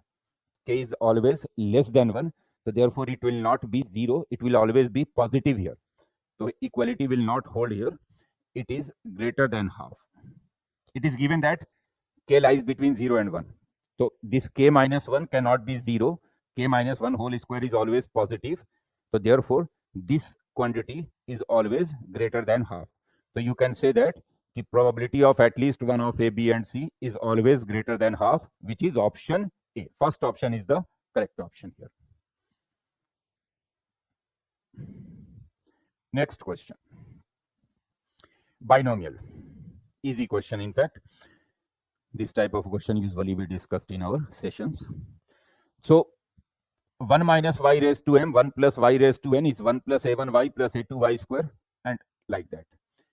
And the coefficient of y, which is a1, is 10.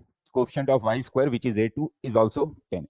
Means the coefficient of y and y square both are 10 here. So you have to get m plus n. What is the value of m plus n here, right? So see, if you expand this 1 minus y raised to n and 1 plus y raised to n. So expansion of 1 plus, I'm expanding 1 plus y raised to n first. So expansion of 1 plus y raised to n will be nc0 plus nc1y plus nc2y square and like that. Now expansion of 1 minus y raised to m is mc0 minus mc1y plus mc2y square like that. Here you will take alternate plus minus mc0 minus mc1 plus mc2 minus mc3 like that. Now it is given that a1 is 10. a1 means coefficient of y is 10. So let's write coefficient of y. See, coefficient of y you will get if you multiply this nc1y with mc0. So nc1 into mc0. This is one coefficient of y. Multiply here nc1y with mc0. Then one more coefficient of y you will get if you multiply nc0 with minus mc1. So minus nc0 into mc1. And this is given as 10, coefficient of y. nc1 is n, mc1 is m. So you got n minus m as 10. N minus m as 10. Now let's write coefficient of y square. Coefficient of y square. So y square you will get nc0 into mc2. nc0 into mc2. Then you will get nc1 into minus mc1. So minus nc1 into mc1. Then you will get nc2 into mc0. And this coefficient is also 10, coefficient of y square. Now nc0 is 1. mc2 can be written as mm minus 1 by 2. nc1n, mc1m, so mn here. nc2n, n minus 1 by 2. This is 10. Now simplify it. So you will get m square plus n square. See, from here m square, from here n square. Then you will get minus m minus n. So minus m plus n. Then you will get minus 2mn minus 2mn from here. And this is 10.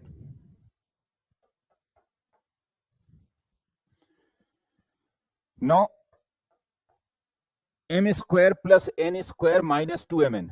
First, second and third term. M square plus n square minus 2mn. It can be written as m minus n whole square. Minus 2mn. Minus m plus n.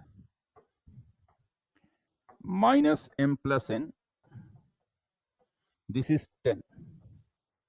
And see from here, m minus n is minus 10.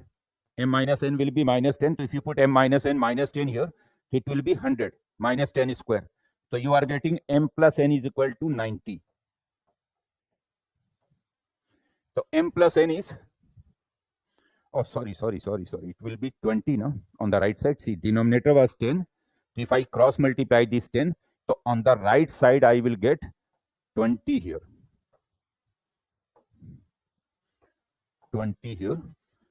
20 here.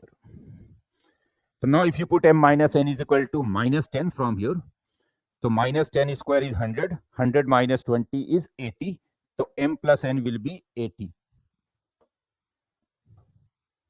Means D option is the correct option here, m plus n is 10. And since m minus n and m plus n both are known, so you can find individually also what will be m and n if they ask separate values of m and n.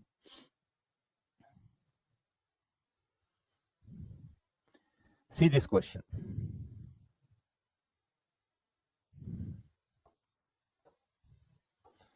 R1 and R2 are the radii of the largest and the smallest circle respectively, which pass through the point minus 4, 1 and having centers on the circumference of the circle. Means we are drawing two circles. Both circles pass through the point -4, comma 1, and centers of both the circles lie on this circle. Centers of both the circles lie on the circumference of this circle. R1 is the radius of the largest one and R2 is the radius of the smallest one. Then you have to get R1 by R2, right? So see, let's say this is your given circle. This is your given circle. And this point -4, comma 1 is outside this given circle.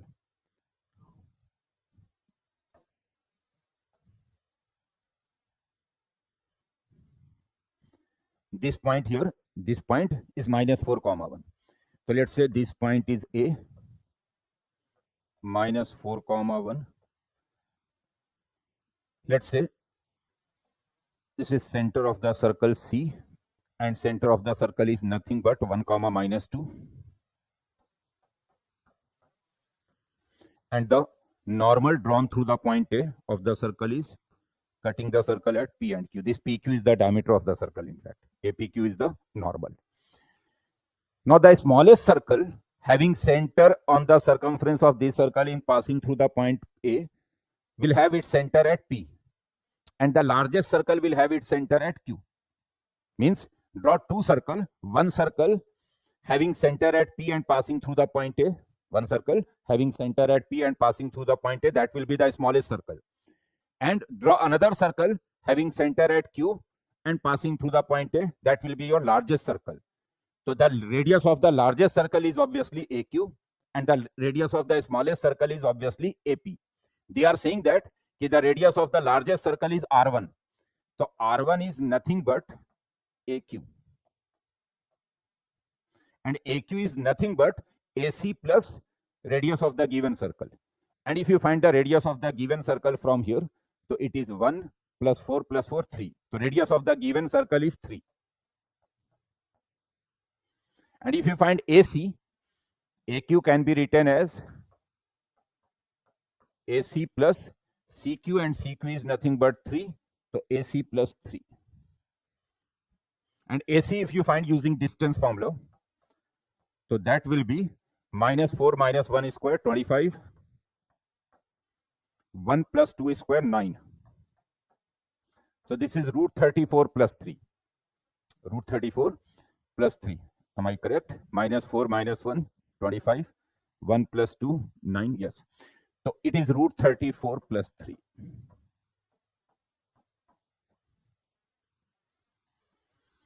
And R2 is the radius of the smallest circle, which is nothing but AP.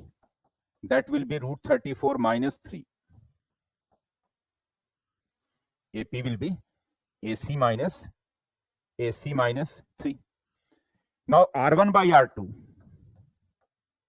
R1 is root 34 plus 3. R2 is root 34 minus 3. If you rationalize it by multiplying with root 34 plus 3, it is root 34. Let me check once again. My bad. Sorry. Actually, the center of the given circle is not 1, minus 2. The center of the given circle is -1, minus 2. So here it is -1, minus 2. So now AC will be what? All these will be changed now.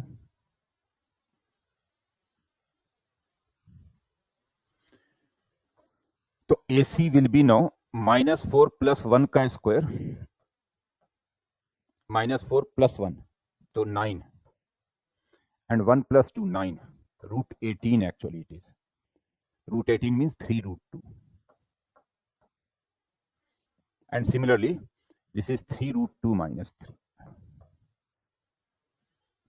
So R1 by R2 will be simply root 2 plus 1 over root 2 minus 1. 3 cancel from the numerator and denominator. And if you rationalize it, it is nothing but root 2 plus 1 whole square. and root 2 plus 1 whole square is 2 plus 1 means 3 plus 2 root 2. And they have written it as a plus b root 2. Means a is 3, b is 2. And a is 3, b is 2, so a plus b will be 5. Option C is the correct option here. So a plus b will be 5. Clear? So the radius of the largest circle will be AQ. The radius of the smallest circle is AP, and which are respectively 3 root 2 plus 3 and 3 root 2 minus 3.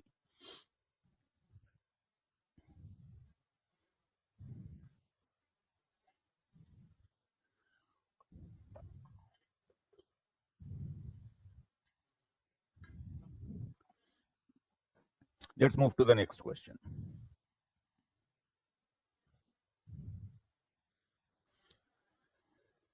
Sum of 21 terms of this series is 504. Sum of 21 terms of this series is 504. Then you have to get x. So see, log x with the base 9 raised to half, I can write it as 2 log x with the base 9. Similarly, next one can be written as 3 log x with the base 9. Next one can be written as 4 log x with the base 9. And up to 21 terms, this sum is given as what? 504. Log x with the base 9 is taken common. So you will get 2 plus 3 plus 4 up to 21 terms, 504. 21 terms here. So let's write the sum here. This is simply an AP of 21 terms with first term 2, common difference 1. Its sum will be 21 by 2, 2a, so 2 into 2, 21 minus 1, 20, d is 1. This is 504. Now, log x with the base 9. Here it is 24 divided by 2, so 21 into 12, 504. 24 divided by 2. Now cancel out. In fact, 12 into 4, 48. No, divisible by 4 it is. So 4 into 3. And here 4, 1, 2, 6. And then 21 into 6 is 126. So ultimately log x with the base 9 is 2. And x will be 9 square, which is 81. So option A is the correct option here.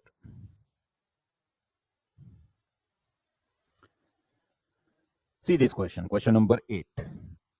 S alpha is the area given by this region. A alpha is the area of the region S alpha. Okay, S alpha denotes this region. A alpha is its area. Now, if for a lambda, actually should be space here. If for any lambda, lambda between 0 and 4, A lambda over A4 is 2 by 5. Then what is lambda? So let's get this area first. See, parabola is y square is equal to x. So this is your parabola, y square is equal to x. And A lambda is the area between the parabola, inside the parabola, and lambda will be between, x will be between 0 and lambda. So see, this is the line x is equal to lambda, let's say.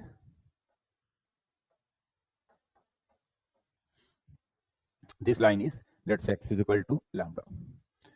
So A lambda is in fact this area. This area is A lambda.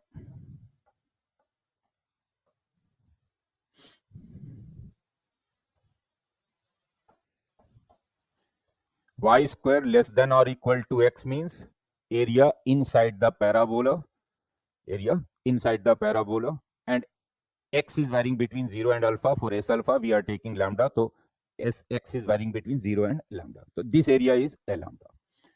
And obviously this area is symmetric about x-axis, so just find the area above x-axis multiplied by 2, you will get I lambda. And this parabola is y square is equal to x, so I can write y is equal to root x here. Y is equal to root x here. So A lambda will be 2 times 0 to lambda, 2 times 0 to lambda root x dx. Why 2 times? Because I'm finding the area above x-axis only, multiplied by 2, you will get the complete area. And this is 2 times integration of root x will be x raised to 3 by 2 over 3 by 2, so 2 by 3 lambda raised to 3 by 2. This will be your area. This is the lambda. Now they are saying that A lambda over A4, it is 2 by 5. So A lambda by A4 will be simply lambda raised to 3 by 2 over 4 raised to 3 by 2. This 2 by 5. Lambda raised to 3 by 2 over 4 raised to 3 by 2. Cross multiply. So lambda raised to 3 by 2 will be, see this 4 raised to 3 by 2, 4 can be written as 2 squared, it is nothing but 8. So it will be 16 by 5 here. Lambda raised to 3 by 2. And hence lambda can be written as, lambda can be written as 16 by 5 raised to what? 2 by 3.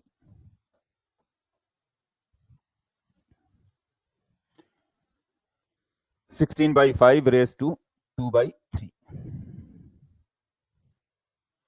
And which is 16 by 5 raised to 2 by 3. 16 can be written as 4 square. And here I can write it as root 25. It is 2 by 5 only. Yes, 2 by 5. Let me check the calculation.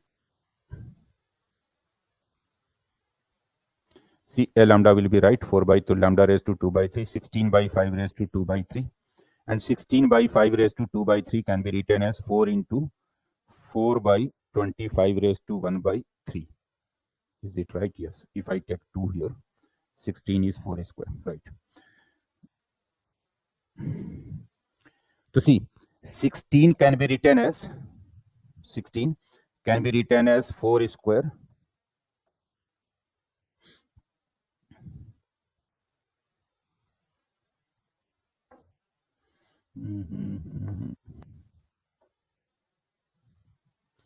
(1 by 3 whole square). So 4 by 25 cube root, and 4 raised to 1 by 3, it is 4 cube into 4 by 25 raised to 1 by 3. So 64 by 35, 256. I think some error here. Lambda raised to 3 by 2 is 16 by 5. So lambda will be 16 by 5 raised to 2 by 3. And 16 square is 256. That should, I think it should be 5 here. Yeah, 25, right. So now it can be written as 256 by 25 raised to 1 by 3. 16 by 5 whole square is 256 by 25, and 256 can be written as 64 and then 4 by 25 raised to 1 by 3. And cube root of 64 is 4. So this is 4 into 4 by 25 raised to 1 by 3. Yes, option D is the correct option here. I got confused here. Correct. Option D is the correct option here. So 4 into 4 by 25 raised to 1 by 3. Let me repeat once again what I have done here. 16 by 5 raised to 2 by 3. That can be written as 16 by 5 whole square raised to 1 by 3. and 16 by 5 whole square is 256 by 25. 256 can be written as 64 into 4. Then cube root of 64 is 4 and remaining is left as it is.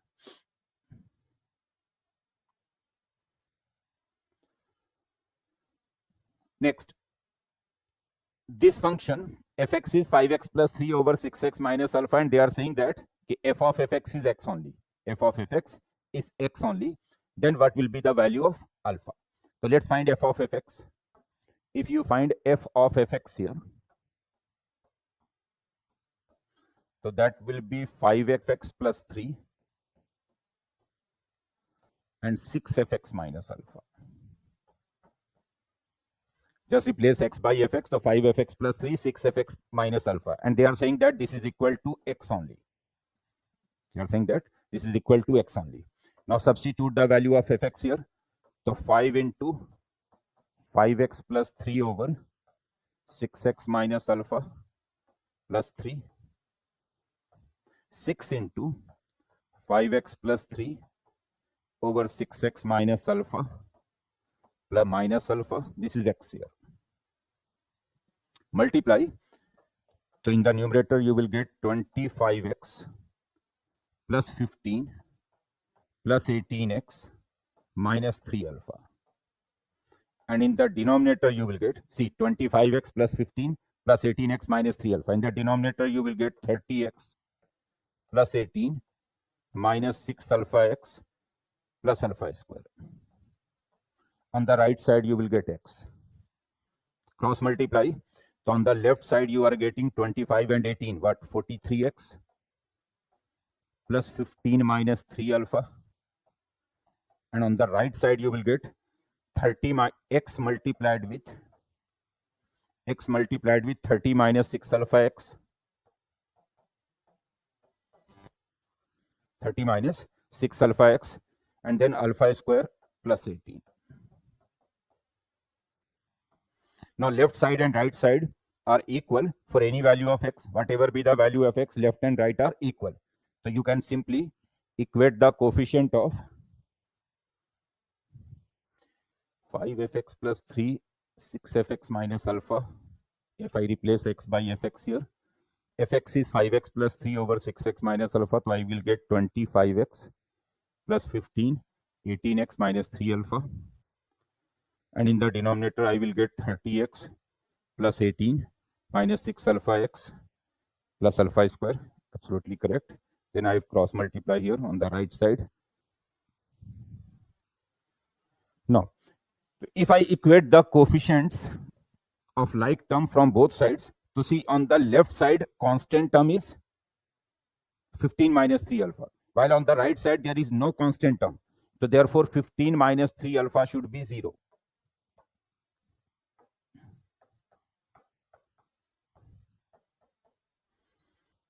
Minus 3 alpha should be 0. And if you write 15 minus 3 alpha 0, so alpha will be 5 only. See, on the left side constant term is 15 minus 3 alpha, while on the right side you will not get any constant term because outside you have x here. So 15 minus 3 alpha should be 0. So alpha is equal to 5. And if you put alpha is equal to 5, so see, left side and right side will become same. If you put alpha is equal to 5, so see, it becomes 25 and 18, 43x and 43x here. So therefore alpha is 5 here, which is option B.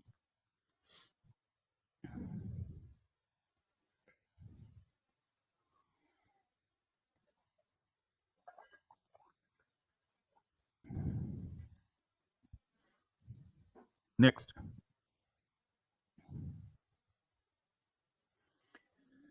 lengthy question, easy but very, very lengthy question. They are saying that line L1 and this line L2, these two lines are coplanar. Now PABC is a point on L1 which is nearest to this point.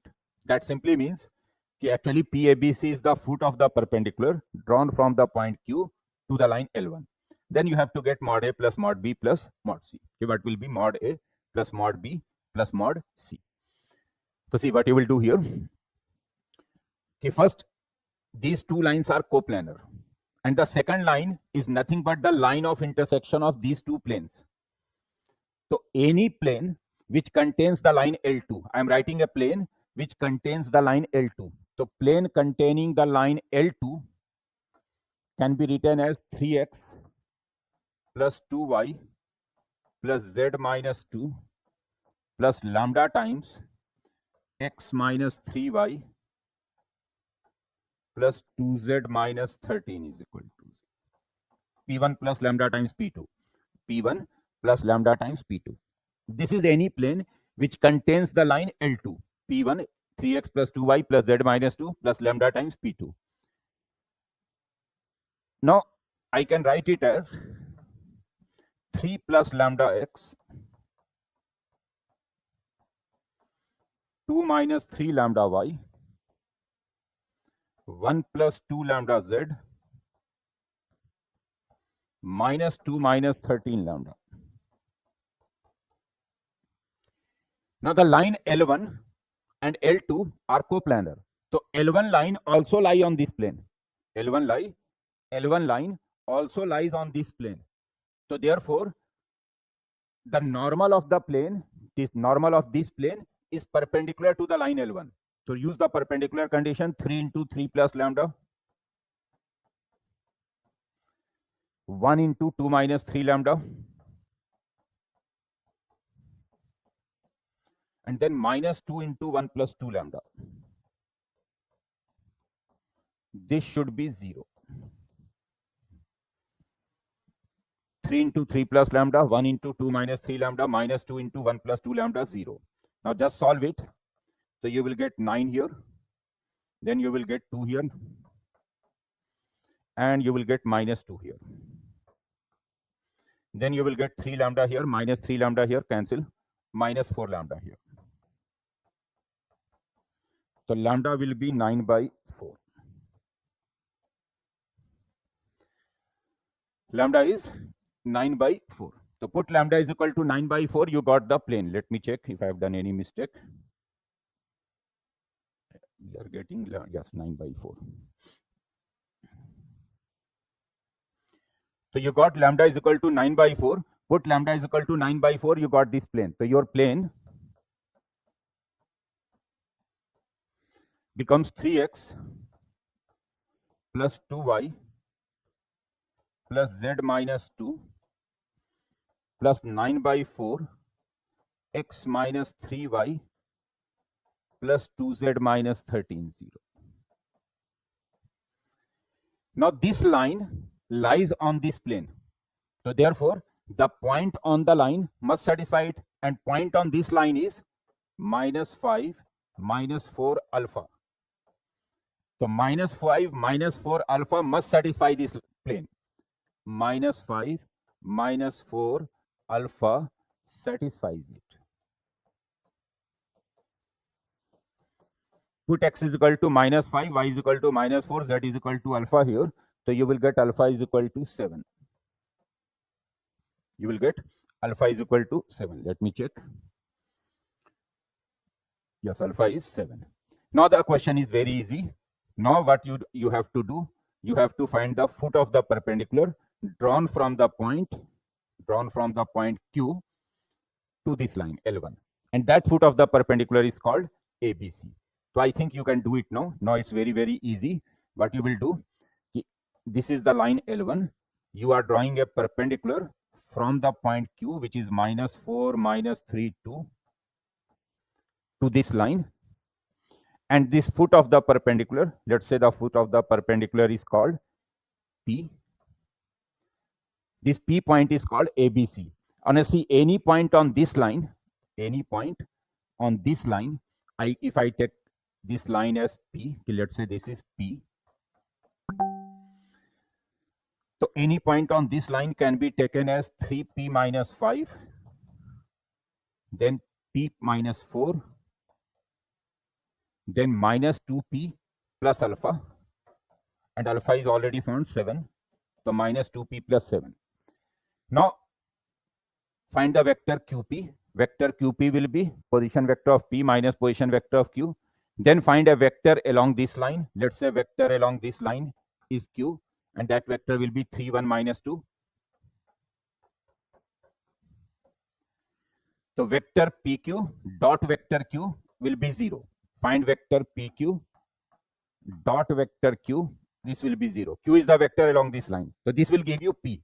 And as soon as you got P, this point is simply ABC. So A will be 3P minus 5, B will be P minus 4, C will be minus 2P plus 7. So you can get mod A plus mod B plus mod C. So let me show you the calculation. Ultimately, the point P you will get as minus 2 minus 3, 5. So mod A plus mod B plus mod C will be 10.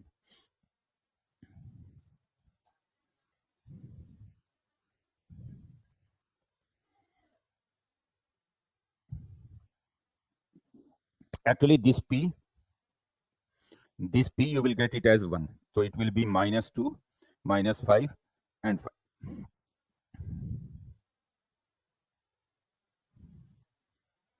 Minus 2, minus 3 and 5. So P is 1, yes, minus 2, minus 3, 5. Lengthy question, very, very lengthy. It's better to leave these type of question in your exam unless and until you have some time left and you have nothing to attempt in the paper. Then you can attempt these type of question. Otherwise, in the first round, just simply leave these type of question. It will consume a lot of time. P is a variable point on the parabola y is equal to 4x square plus 1. Then the locus of the midpoint of the point P and the foot of the perpendicular drawn from the point P on the line y is equal to x. Okay. So you have a parabola. This parabola is y is equal to 4x square plus 1. Then you have a line y is equal to x. Let's say this is the line y is equal to x. We have taken any variable point P on the line. Let's say P is the point on the line. And from this point P, a perpendicular is drawn to y is equal to x. Let's say perpendicular is PQ. From any point P on the parabola, a perpendicular is drawn on the line y is equal to x. Then what we have to get? We have to get the locus of the middle point of PQ. Locus of the middle point of PQ. So since we have to find the locus of the middle point of PQ, so let's say middle point of PQ is xy. Let's say this point is taken as alpha beta. Alpha beta is any point on this parabola. And this point Q is, let's say, obviously this is lying on this line, so I can take it as t comma t. If x is t, then y is also t. Now see, the slope of this line y is equal to x is 1. So slope of PQ will be minus 1. And slope of PQ can be written as t minus beta over t minus alpha. T minus beta over t minus alpha, that is slope of PQ, that will be minus 1. Why minus 1? Because slope of this line is 1. So from here you will get t minus beta minus t plus alpha. So I am getting t as alpha plus beta by 2. Right? T minus beta minus t plus alpha. So 2t is alpha plus beta, t as alpha plus beta by 2. So I got this point, alpha plus beta by 2, alpha plus beta by 2. Now let's find xy. Xy is the middle point of PQ. So x will be alpha plus t by 2. And y will be beta plus t by 2. So I can say 2x is alpha plus t. Substitute the value of t here. Substitute the value of t here. T is alpha plus beta. So alpha plus beta by 2. 2y beta plus t. T is alpha plus beta by 2. So I'm getting 3 alpha plus beta is equal to 4x. And alpha plus 3 beta is equal to 4y. 3 alpha plus beta is 4x and alpha plus 3 beta is 4y. Now solve these two equations to get x and y. Just solve these two equations to get x and y.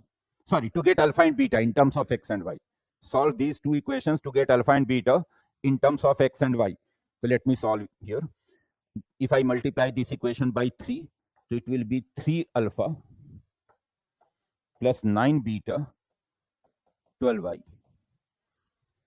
If I multiply this equation by 3, 3 alpha plus 9 beta 12y. Now subtract. This is cancelled. So you got beta minus 9 beta minus 8 beta minus 8 beta 4x minus 12y. So I can get beta is equal to what is beta here? See, take 4 common. So beta will be x minus 3y over minus 2. X minus 3y over minus 2. Similarly, you can get alpha from here. Just substitute the value of beta, you will get alpha. And now after that, what you will do, alpha beta is a point on this parabola. So alpha beta must satisfy the parabola. So beta will be 4 alpha square plus 1. Beta will be 4 square plus 1. Now substitute the value of beta here and substitute the value of alpha here. Beta is already found. Similarly, you can find alpha from here. Just solve these two equations. Put the value of beta here. You will get alpha. And substitute alpha and beta here. You will get the locus. Let me repeat once again. These two equations are solved to get alpha and beta in terms of x and y. And substitute these values of alpha and beta here. You will get the locus.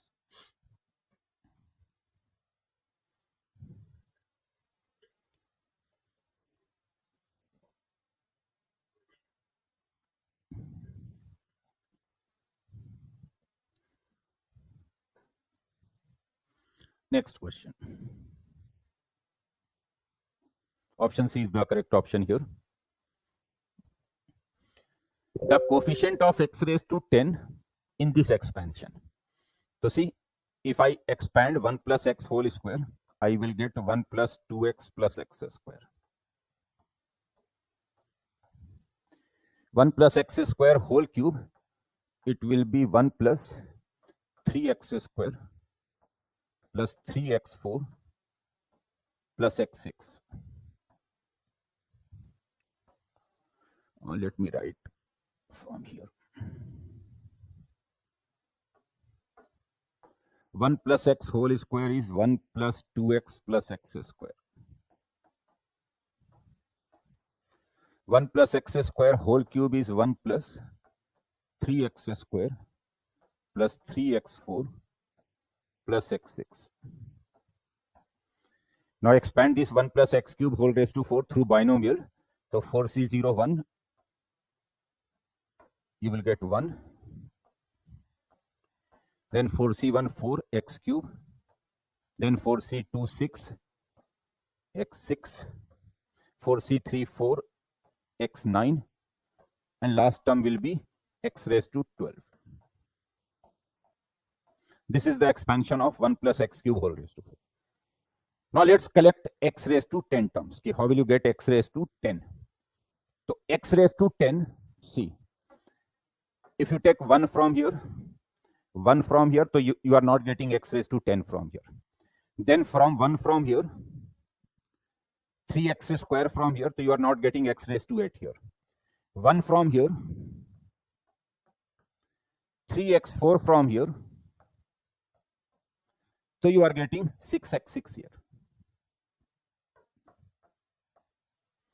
So see, x6 and x4 becomes x raised to 10. Then 1 from here, x6 from here, so you are not getting x4 here. Now 1 is already done. Let's move to 2x. 2x from here, 1 from here, and x raised to 9 from here. So 2x into 1 from the second bracket, and 4x9 from the third bracket. X raised to 10. Then 2x and 3x square. So you are not getting 7 here. 2x and 3x4, 1 and 4, 5, you are not getting 5 here. 2x and x6, yes. 2x from the first bracket, x6 from the second bracket. So 1 and 6, 7, 4x cube from the third bracket. Now 2x is also done. Now let's take x square. X square and 1, 2, You are not getting 8 here. X square and x square, yes. So x square from here, first bracket, 3x square from the second bracket, 2 and 2, 4. So 6x6 from the third bracket. Then x square and x4, 5. You are not getting 5 here. 2 and 6, not complete. So here the coefficient of x raised to 10 is 18. Here x raised to 10 is 2 into 4, 8. Here x raised to 10 is 2 into 4, again 8. And here x raised to 10 is 6 into 3, 18. So 18 and 18, 36, 36 and 16, 52. So 52 will be the correct option here, which is option A. Very simple question. Just collect the terms which will give you x raised to 10. From the 3 brackets, pick one term from each bracket and multiply. See how many times you are getting x raised to 10.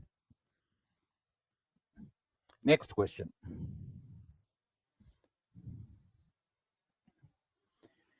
Set a matrix A is 2, 3, alpha 0. Alpha is any real number. P plus Q. This matrix A is written as P plus Q, where P is symmetric, Q is skew symmetric. And determinant of Q is given as 9. Then modulus of sum of all the possible values of the determinant of P. So see, matrix A is written as P plus Q. So P is a symmetric matrix, so P can be written as, first see, A is 2, 3, alpha 0. So A transpose will be 2, 3, alpha 0, like this. So matrix P will be simply half A plus A transpose. See, any matrix A, if you have to break the matrix A as a sum of symmetric and skew symmetric, so A can be written as half A plus A dash plus half A minus A dash. Any matrix A, if you have to break it as a sum of a symmetric and a skew symmetric matrix, then A can be written as half A plus A dash plus half A minus A dash. The first one is symmetric, the second one is skew symmetric. So the first one is written as P, second one is written as Q. So this is your P, this is Q. P will be half A plus A dash, Q will be half A minus A dash. So let's find P and Q first. So P is half A plus A dash, so which is half A plus A dash. Add the 4. 3 plus alpha, alpha plus 3, and 0. This is A. Now Q, this is P in fact. Q is half A minus A dash. So this is half. A minus A dash will be 0. 3 minus alpha, alpha minus 3, 0. Now it is given that the determinant of Q is 9. Determinant of Q is 9. So let's find determinant of Q. So if you multiply half inside, so it is 0. 3 minus alpha by 2. This is alpha minus 3 by 2, 0. So determinant of Q will be 0 multiplied by this. So determinant of Q will be simply alpha minus 3 by 2 whole square. It is 9. Alpha minus 3 whole square by 9. So this will give you alpha minus 3 whole square, 36. Alpha minus 3 plus minus 6. So alpha will be either 9 or minus 3. Now put alpha is equal to 9, find the determinant of P. Then put alpha is equal to minus 3, again find the determinant of P, and then take the sum of the two possible values of the determinant of P. You have to find the sum of all the possible values of the determinant of P. So put alpha is equal to 9 here, find the determinant P. Then put alpha is equal to minus 3, again find the determinant P and take the sum. So finally your answer will be 36. Actually, the two possible values of the determinant of P are, determinant of P will be 0 or minus 36. If you put alpha is equal to minus 3, then determinant of P will be 0. And if you put alpha is equal to 9, then determinant of P will be minus 36. So sum of all the possible values of the determinant of P is minus 36, but they are asking modulus. Modulus of the sum of all possible values of the determinant, that will be 36. Now let's see this question. Y is equal to yx. With a solution of this differential equation, y1 is 1, then what will be y3 square? So see, this differential equation can be written as, it is simply, I think I can write it as e raised to x under root 1 minus y square dx, x also here, is minus y dy. I can write like this. X e raised to x under root 1 minus y square dx minus y dy. So variable separable it is. It can be written as x e raised to x dx minus y over under root 1 minus y square dy.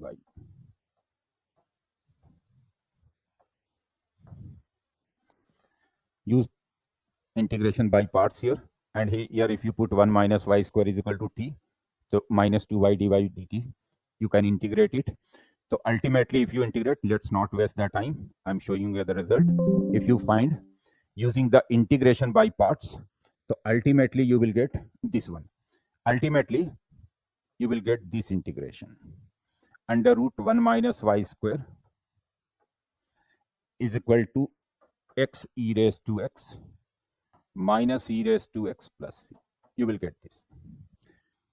On the left side, x e raised to x, use integration by parts. On the right side, you have under root 1 minus y square. To put 1 minus y square is equal to t and integrate by substitution, you will get this one. Now it is given that y0, see here, it is given that y1 is minus 1. y1 is minus 1. So if you put x is equal to 1, y is equal to minus 1, put x is equal to 1, y is equal to minus 1 here, x1, y minus 1. So you will get c is equal to what? C will be 0. So ultimately you got under root 1 minus y square x minus 1 e raised to x.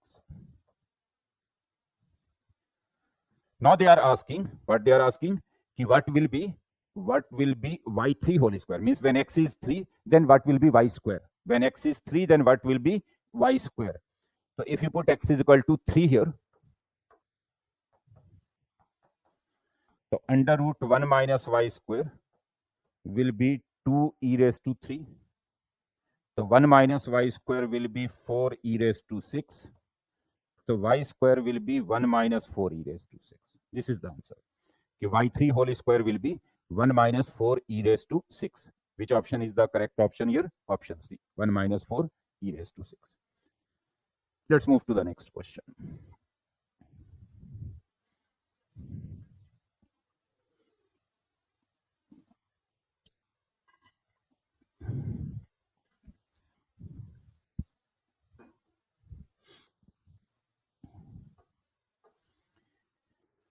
The domain of this function is given as minus infinity to a, union b to c, union 4 to infinity. Then you have to get the value of a plus b plus c, a less than b less than c. So see, this function is defined if in mod of integral part of x, let's write integral part of x as t, so mod t minus 2, or let's write mod of integral part of x as t, so t minus 2 over t minus 3, this should be greater than or equal to 0. I have taken t as mod of integral part of x. T minus 2 over t minus 3 should be greater than or equal to 0. So if you check the sign, 2, 3, positive, negative, positive. Greater than or equal to 0 means t is either less than or equal to 2 or greater than 3. So t is either less than or equal to 2 or t is greater than 3. In fact, greater than 3, t cannot be 3. Denominator cannot be 0, so t cannot be 3. Now what is t? T is mod integral part of x.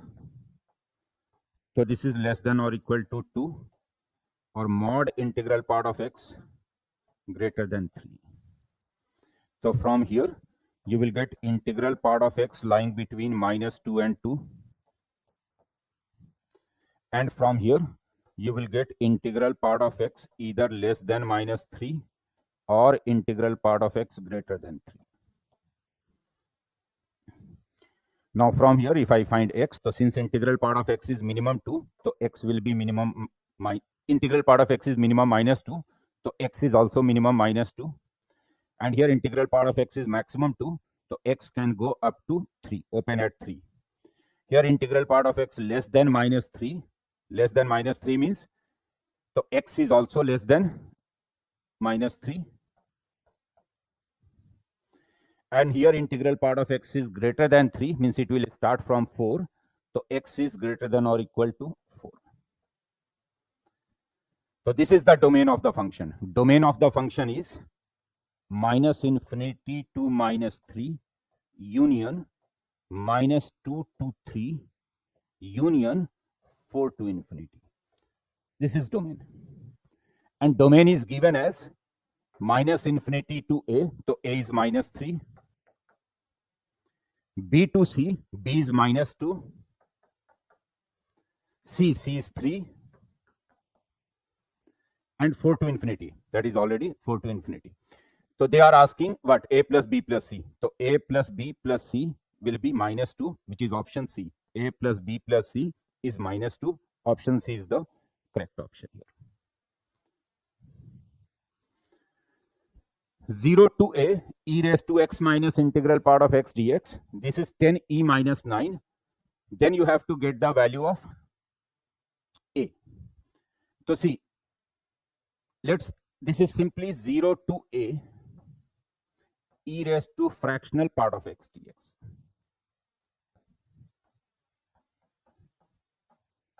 And fractional part of x is a periodic function with period 1. Now let's suppose a is n plus lambda, where n is the integral part of a and lambda is the fractional part of a.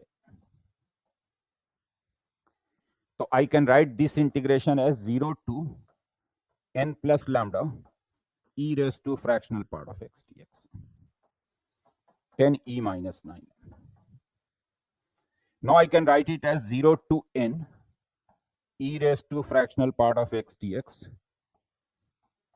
plus n to n plus lambda e raised to fractional part of x dx. This is 10 e minus 9. And since it is a periodic function with period 1, so I can write it as n times 0 to 1. And in 0 to 1, fractional part of x is same as x. So n times 0 to 1 e raised to x dx. And here it is n2. Here it is n2 n plus lambda e raised to fractional part of x is x minus integral part of x. And when x varies between n to n plus lambda, integral part of x can be written as n. So it can be written as e raised to x minus n dx. This is 10 e minus 9. Now just integrate it. So if you integrate here, integration of e raised to x is e raised to x, upper limit 1, lower limit 0. So here you will get n times e minus 1. And here integration of e raised to x minus n is x minus n. The upper limit is n plus lambda. So you will get e raised to lambda. And lower limit e raised to 0, 1. And right side is 10 e minus n. 10 e minus n. Sorry, 10 e minus 9 here. 10 e minus 9. Now just by observation, you can say that n will be 10 here. Because if you put n is equal to 10, so you will get 10 here, 10 e here. So put n is equal to 10, 10 e cancel. So you will get e raised to lambda is equal to what? Minus 10 minus 1, lambda e raised to lambda is equal to 2. So lambda will be ln2. They are asking what? They are asking a. So see, a can be written as a is n plus lambda, n is 10, lambda is what? Lambda is ln2. So your answer will be 10 plus ln2. 10 plus ln2 means option C is the correct option here. Yes.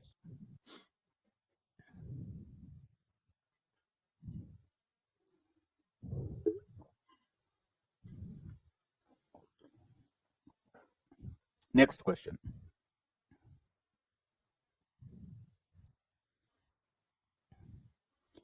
two dice A and B are rolled. Let the numbers obtained on A and B be alpha and beta respectively. If the variance of alpha minus beta is P and Q are co-prime, then sum of the positive divisors of P. Sum of the positive divisors of P and Q. What is alpha minus beta? Alpha is the number obtained on the die A and beta is the number obtained on the die B. So you have to get the variance of alpha minus beta. So let's see the solution straight away. You see, when you throw two dice, why I'm showing the result straight away, the solution is straight away, because it's a lengthy question. It will consume a lot of time if I write the solution. So I'm showing you the result straight away, showing you the solution straight away. See, alpha and beta, alpha number on the first die, beta number on the second die. So obviously alpha can vary from 1 to 6, beta can vary from 1 to 6. So alpha minus beta can be maximum 5, minimum minus 5. See, alpha minus beta can be maximum 5, minimum minus 5. So 5 to minus 5. Alpha minus beta is 5 when alpha is 6, beta is 1. And the probability of getting alpha minus beta 5 will be 1 by 36, because we have thrown two dice. So total outcome will be 36. And alpha minus beta can be 5 in only one way, 6, 1. So 1 by 5 is 1 by 36 is the probability. 4 will be 6, 2 or 5, 1. 6, 2, alpha 6, beta 2, or alpha 5, beta 1. The first one represents alpha, the second one represents beta. So 6, 2 or 5, 1, probability 2 by 36. Similarly, 3, 6, 3, 5, 2, 4, 1, 3 by 36. And keep on writing the probabilities. This is the probability of alpha minus beta. Let's represent alpha minus beta as X and this probability as P. So first get the mean. Mean will be what? Mean will be simply summation XP multiply X and P and add. You will get the mean. This is coming out to be 0 just by symmetry. Just by symmetry, you can say 5, 4, 3, 2, 1 positive, and then minus 1, minus 2, minus 3 negative, and probability of 5 is same as probability of minus 5. Probability of 4 is same as probability of minus 4. So sigma xp will be 0. Now let's get the variance. So variance will be sigma x square p minus mean square. Variance will be sigma x square p minus mean square. But mean is 0. So this one is 0 already. So sigma x square p means multiply x square with p, not x. Multiply x square with p means 25 by 36, 25 into 1 by 36, 16 into 2 by 36, 9 into 3 by 36, like that. So ultimately you will get variance as 35 by 6. So variance is 35 over 6. So you got, and they are saying that the variance is p by q. So you got p is equal to 35. You got p is equal to 35. Now they are asking the sum of divisors of p. So obviously divisors of p are 1, 5, 7 and 35.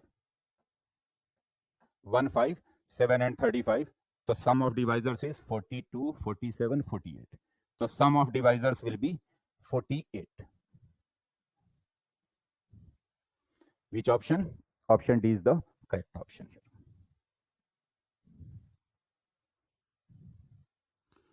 Question number 18.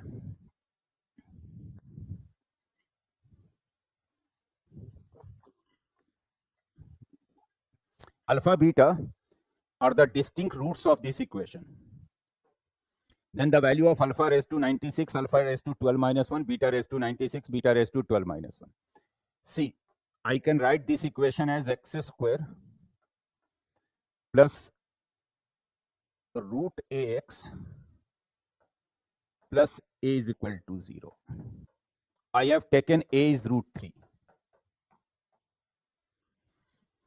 A is root 3. So a square will be, a is root 3. So a root a will be 3 raised to 1 by 4. Now you find the root using quadratic formula.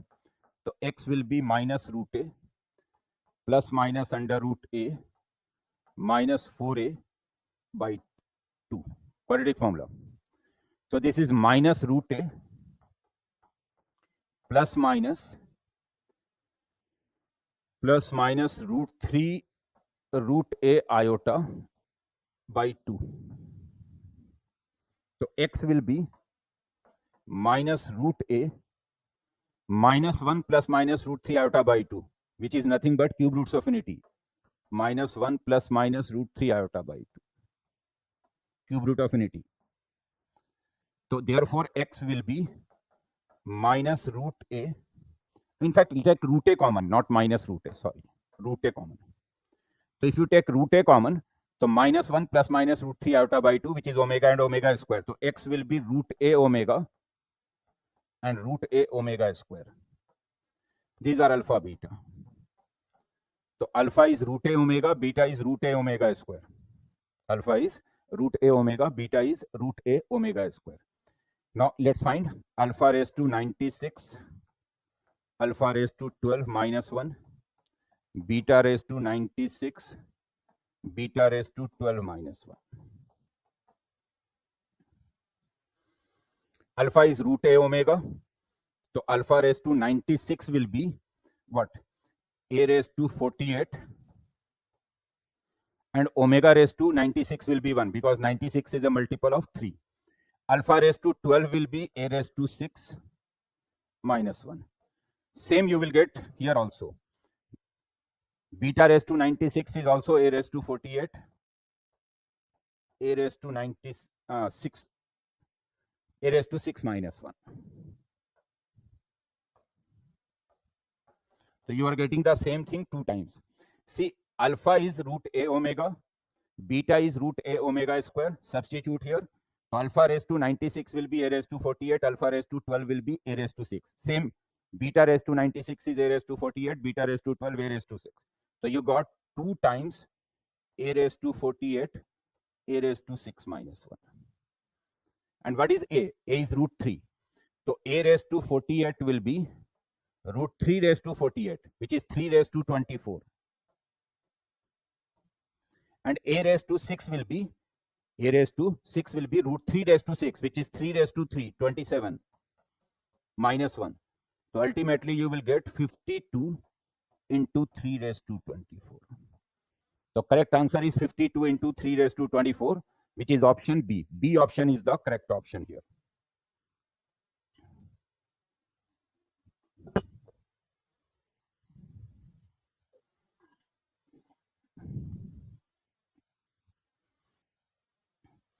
A group of students have 5 boys and n girls.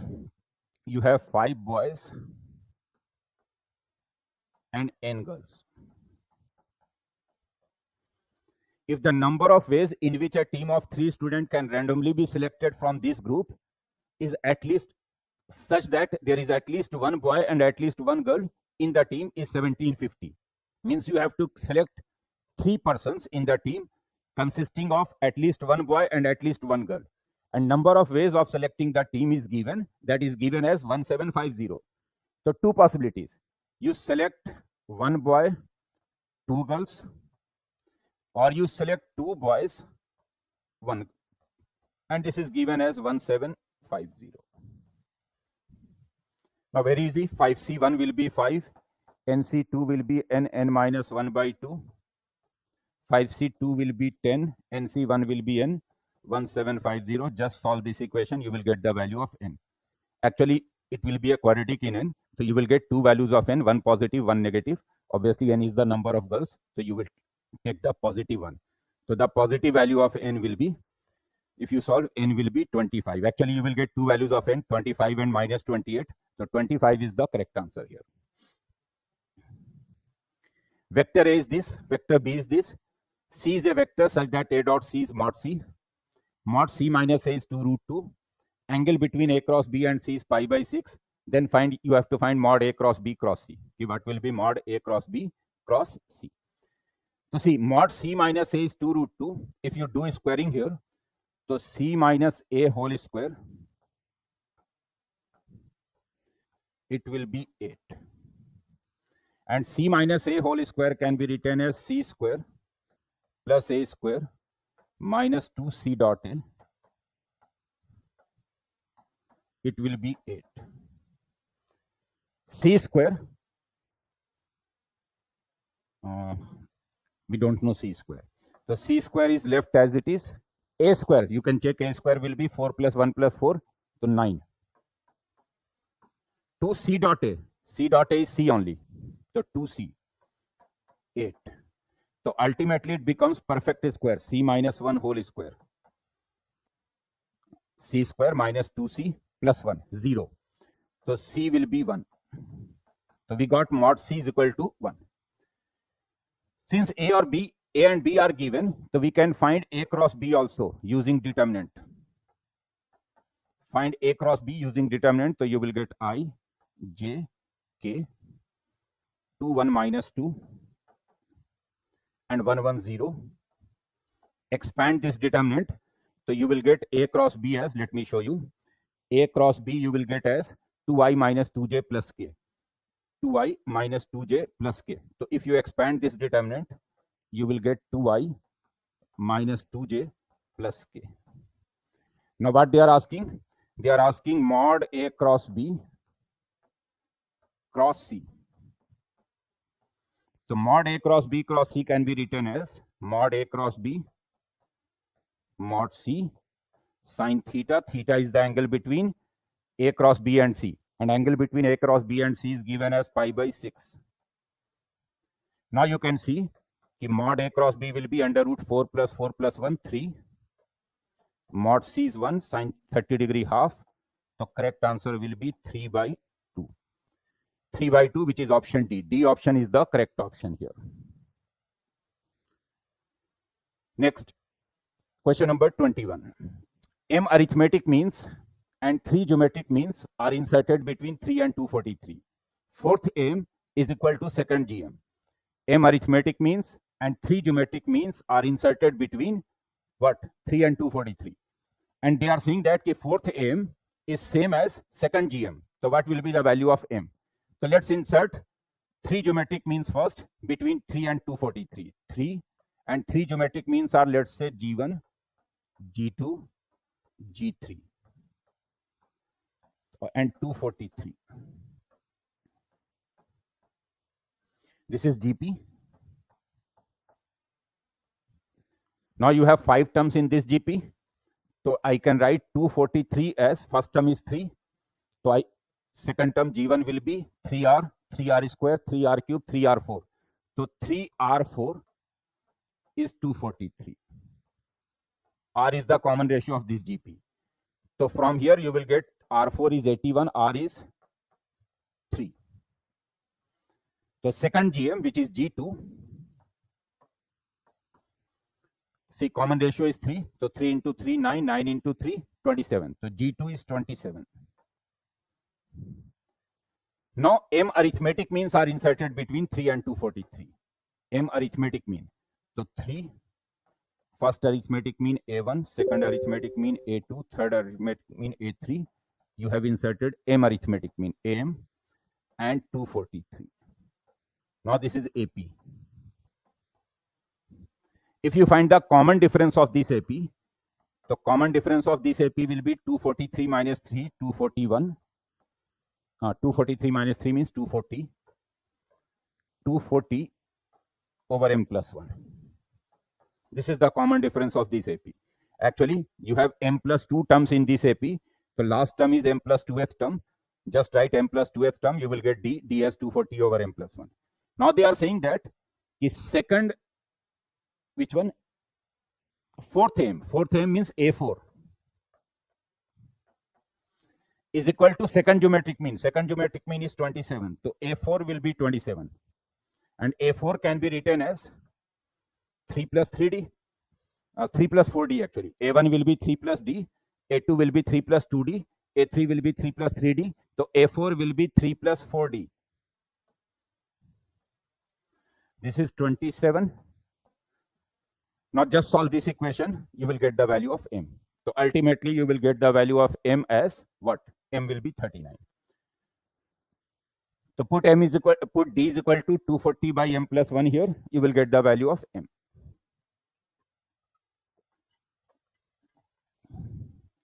Next question.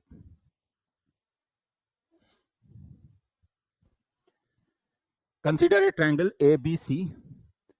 A line passing through the circumcenter of the triangle ABC bisects the line BC and intersects y-axis at the point 0, alpha by 2, then the value of alpha. Actually, if you check the sides of this triangle, So you will find that this is a right angle triangle.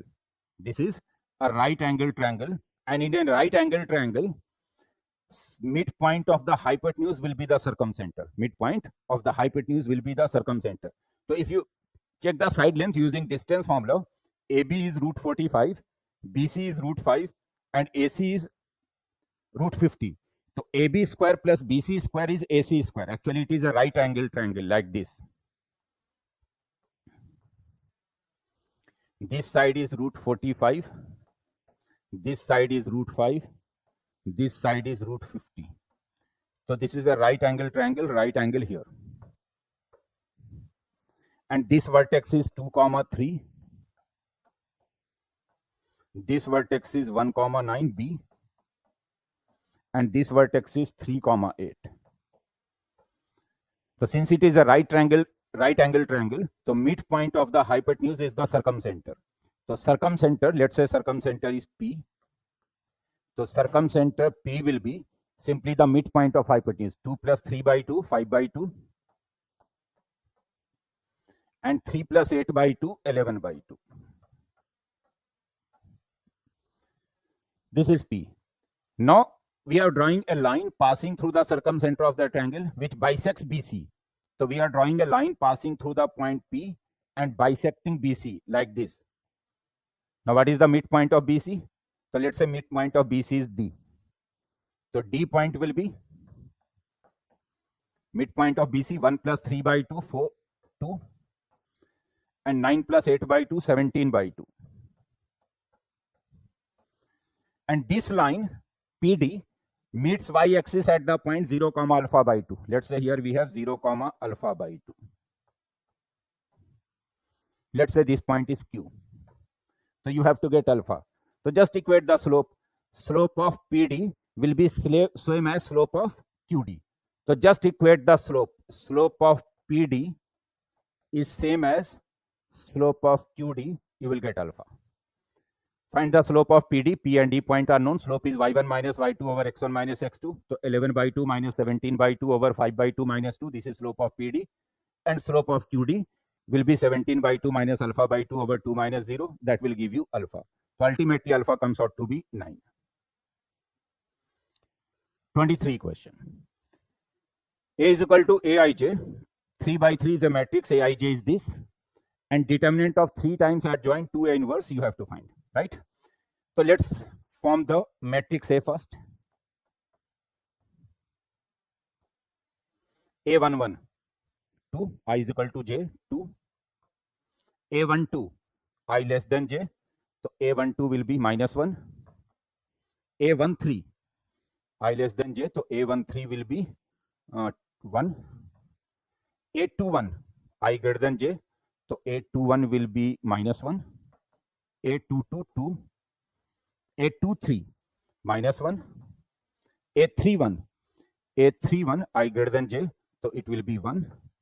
A32, 3 and 2, 5. So minus 1. A33, 2. So 2 minus 1, 1. Minus 1, 2, minus 1. 1 minus 1, 2. And if you find this determinant, so determinant of A is 4. Determinant of A, if you find its determinant is 4. Just find the determinant. Just expand. Now you have to find determinant of 3 times adjoint 2 times A inverse. This you have to find.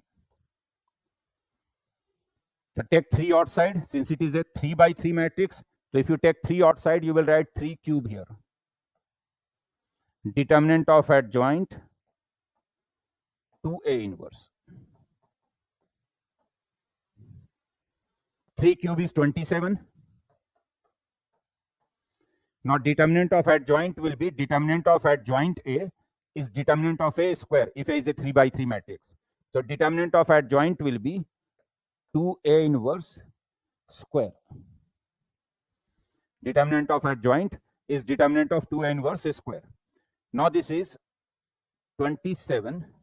Now if you take these 2 outside the determinant, so you will get 2 cube. Determinant of A inverse can be written as 1 by determinant of A and whole square. Now this is 27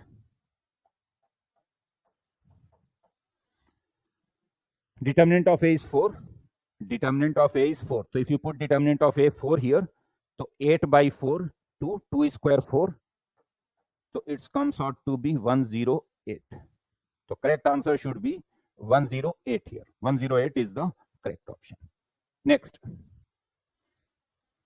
P is any positive number.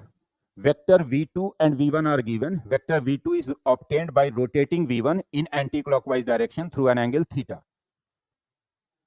If tan theta is this, then you have to get the value of alpha. So see, you have two vector V1 and V2. This is vector V1. This is vector V2.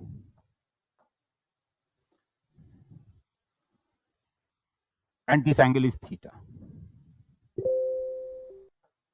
Vector V2 is obtained by rotating V1. So obviously length will be same. Mod V1 is same as mod V2. Length will be same. So mod V1 and mod V2 will be same. Just equate the mod. So V1 length is what? Under root 9p square, 3p square plus 1. And V2 length is under root 4 plus p plus 1 whole square. Just do squaring both sides and find the values of p. So you will get two values of p. P will be either 2 or minus 1. But it is given that p is positive. So therefore I will take p as 2. So if you solve it, you will get p is equal to 2. Now angle between these two vectors is theta. So you can use dot product. Cos theta will be V1 dot V2 over mod V1 mod V2. And since P is already known, P is 2. So V1 vector becomes 2 root 3 iota plus 1, 2 root 3 iota plus j, or 2 root 3 I plus j. And V2 vector becomes 2i plus 3j. So just find that dot product V1 dot V2 mod V1 mod V2. So ultimately you will get cos theta like this. You will get cos theta is equal to 4 root 3 plus 13 over 13. This is cos theta you are getting. Now let's find tan theta. So cos is base over hypotenuse. Sine will be perpendicular over base. So base is 4 root 3.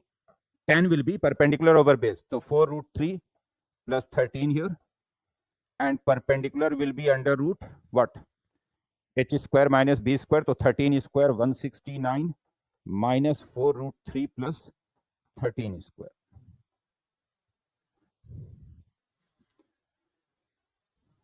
And this is given as alpha root 3 minus 2 over 4 root 3 plus 13. I'm not saying this is given. So this one cancel. Now just do squaring both sides. So here you will get 169 minus square of 4 root 3. So 48 plus 169 2ab. So 104 root 3.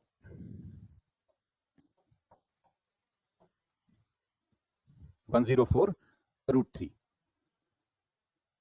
So 26 into 4, yes, 104. And on the right side, you will get, if you do squaring, so 3 alpha square plus 4 minus 4 alpha root 3.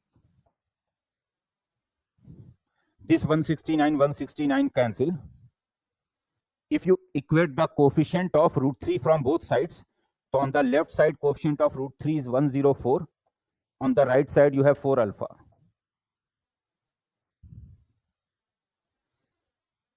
Any mistake?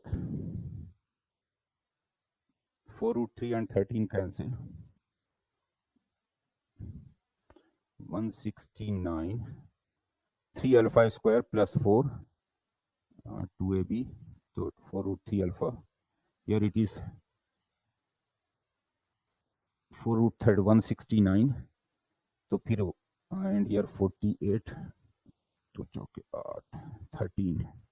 Oh, it is 3 here. Sorry, my bad. It is 3 here, not 13. I've written 13 here. 4 root 3 plus 3 actually it is.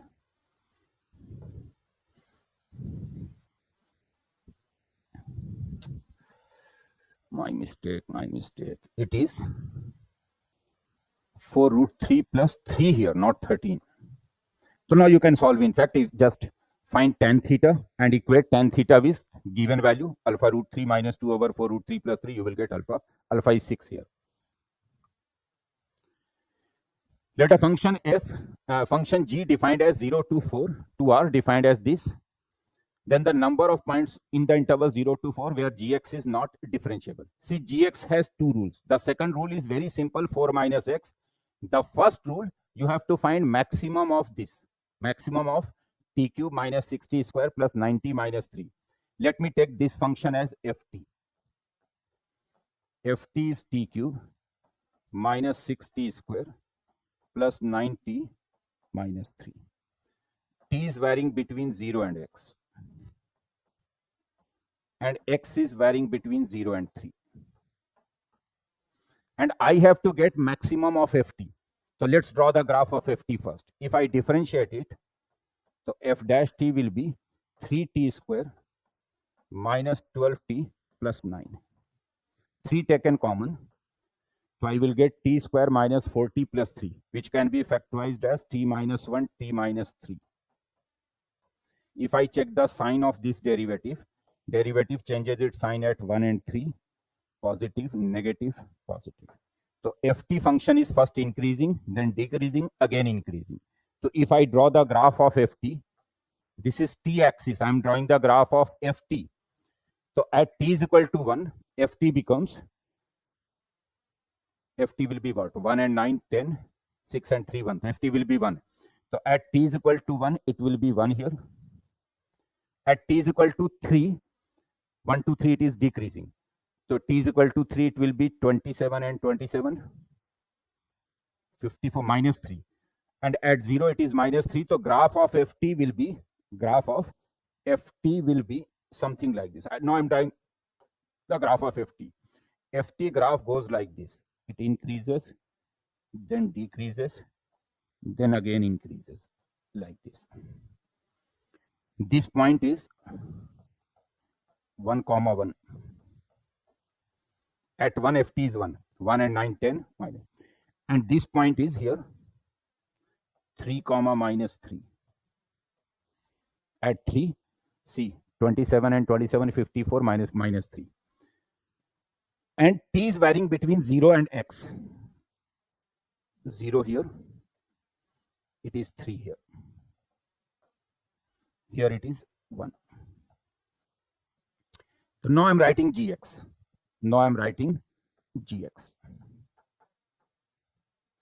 See, if I take x between anywhere between 0 and 1, if I take x between 0 and 1, so see, from 0 to 1, ft is an increasing function. From 0 to 1, ft is an increasing function. So if x is anywhere between 0 to 1, if x is anywhere between 0 to 1, ft will be an increasing function. So ft is an increasing function in 0 to x. So therefore, maximum value will be obtained at x. Since the function is increasing from 0 to x, the maximum will be obtained at x. The maximum of ft will be fx here. Now, when x lies between 1 and 3, x is somewhere here between 1 and 3. So your graph will increase first and decrease till x. X is somewhere between 1 and 3. Let's say x is here. So graph first increases and then decreases till x. So first increases, then decreases. So obviously maximum will be obtained at 1. Increases, then decreases. The maximum will be f1, which is 1. So here it is 1. And for greater than 3, 3 to 4,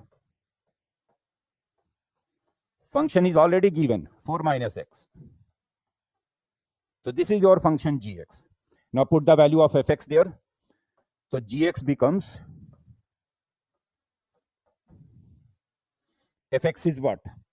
This is ft. So fx will be x cube minus 6x square plus 9x minus 3. 1 here and 4 minus x here.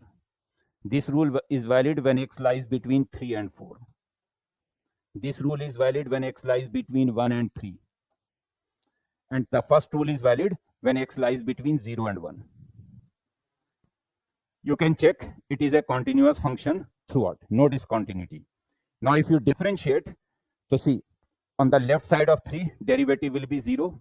On the right side of 3, derivative will be minus 1. On the left side of 3, derivative will be 0. On the right side of 3, derivative will be minus 1. On the left side of 3, derivative is 0. On the left, no, check at 1. So if you differentiate it, its derivative will be 3x square minus 18x plus 9. 3x square minus 18x plus 9. 3x square minus 12x plus 9, not 18x. 3x square minus 12x plus 9, its derivative. So on the left side of 1, derivative is 0. On the left side of 1, derivative is 0, 3 plus 9. And on the right side of 1, also derivative is 0. So actually, derivative does not exist at 3 only. This function is not differentiable at 3 only. At remaining points, this function will be differentiable. So there is only one point of non-differentiability. Clear, guys?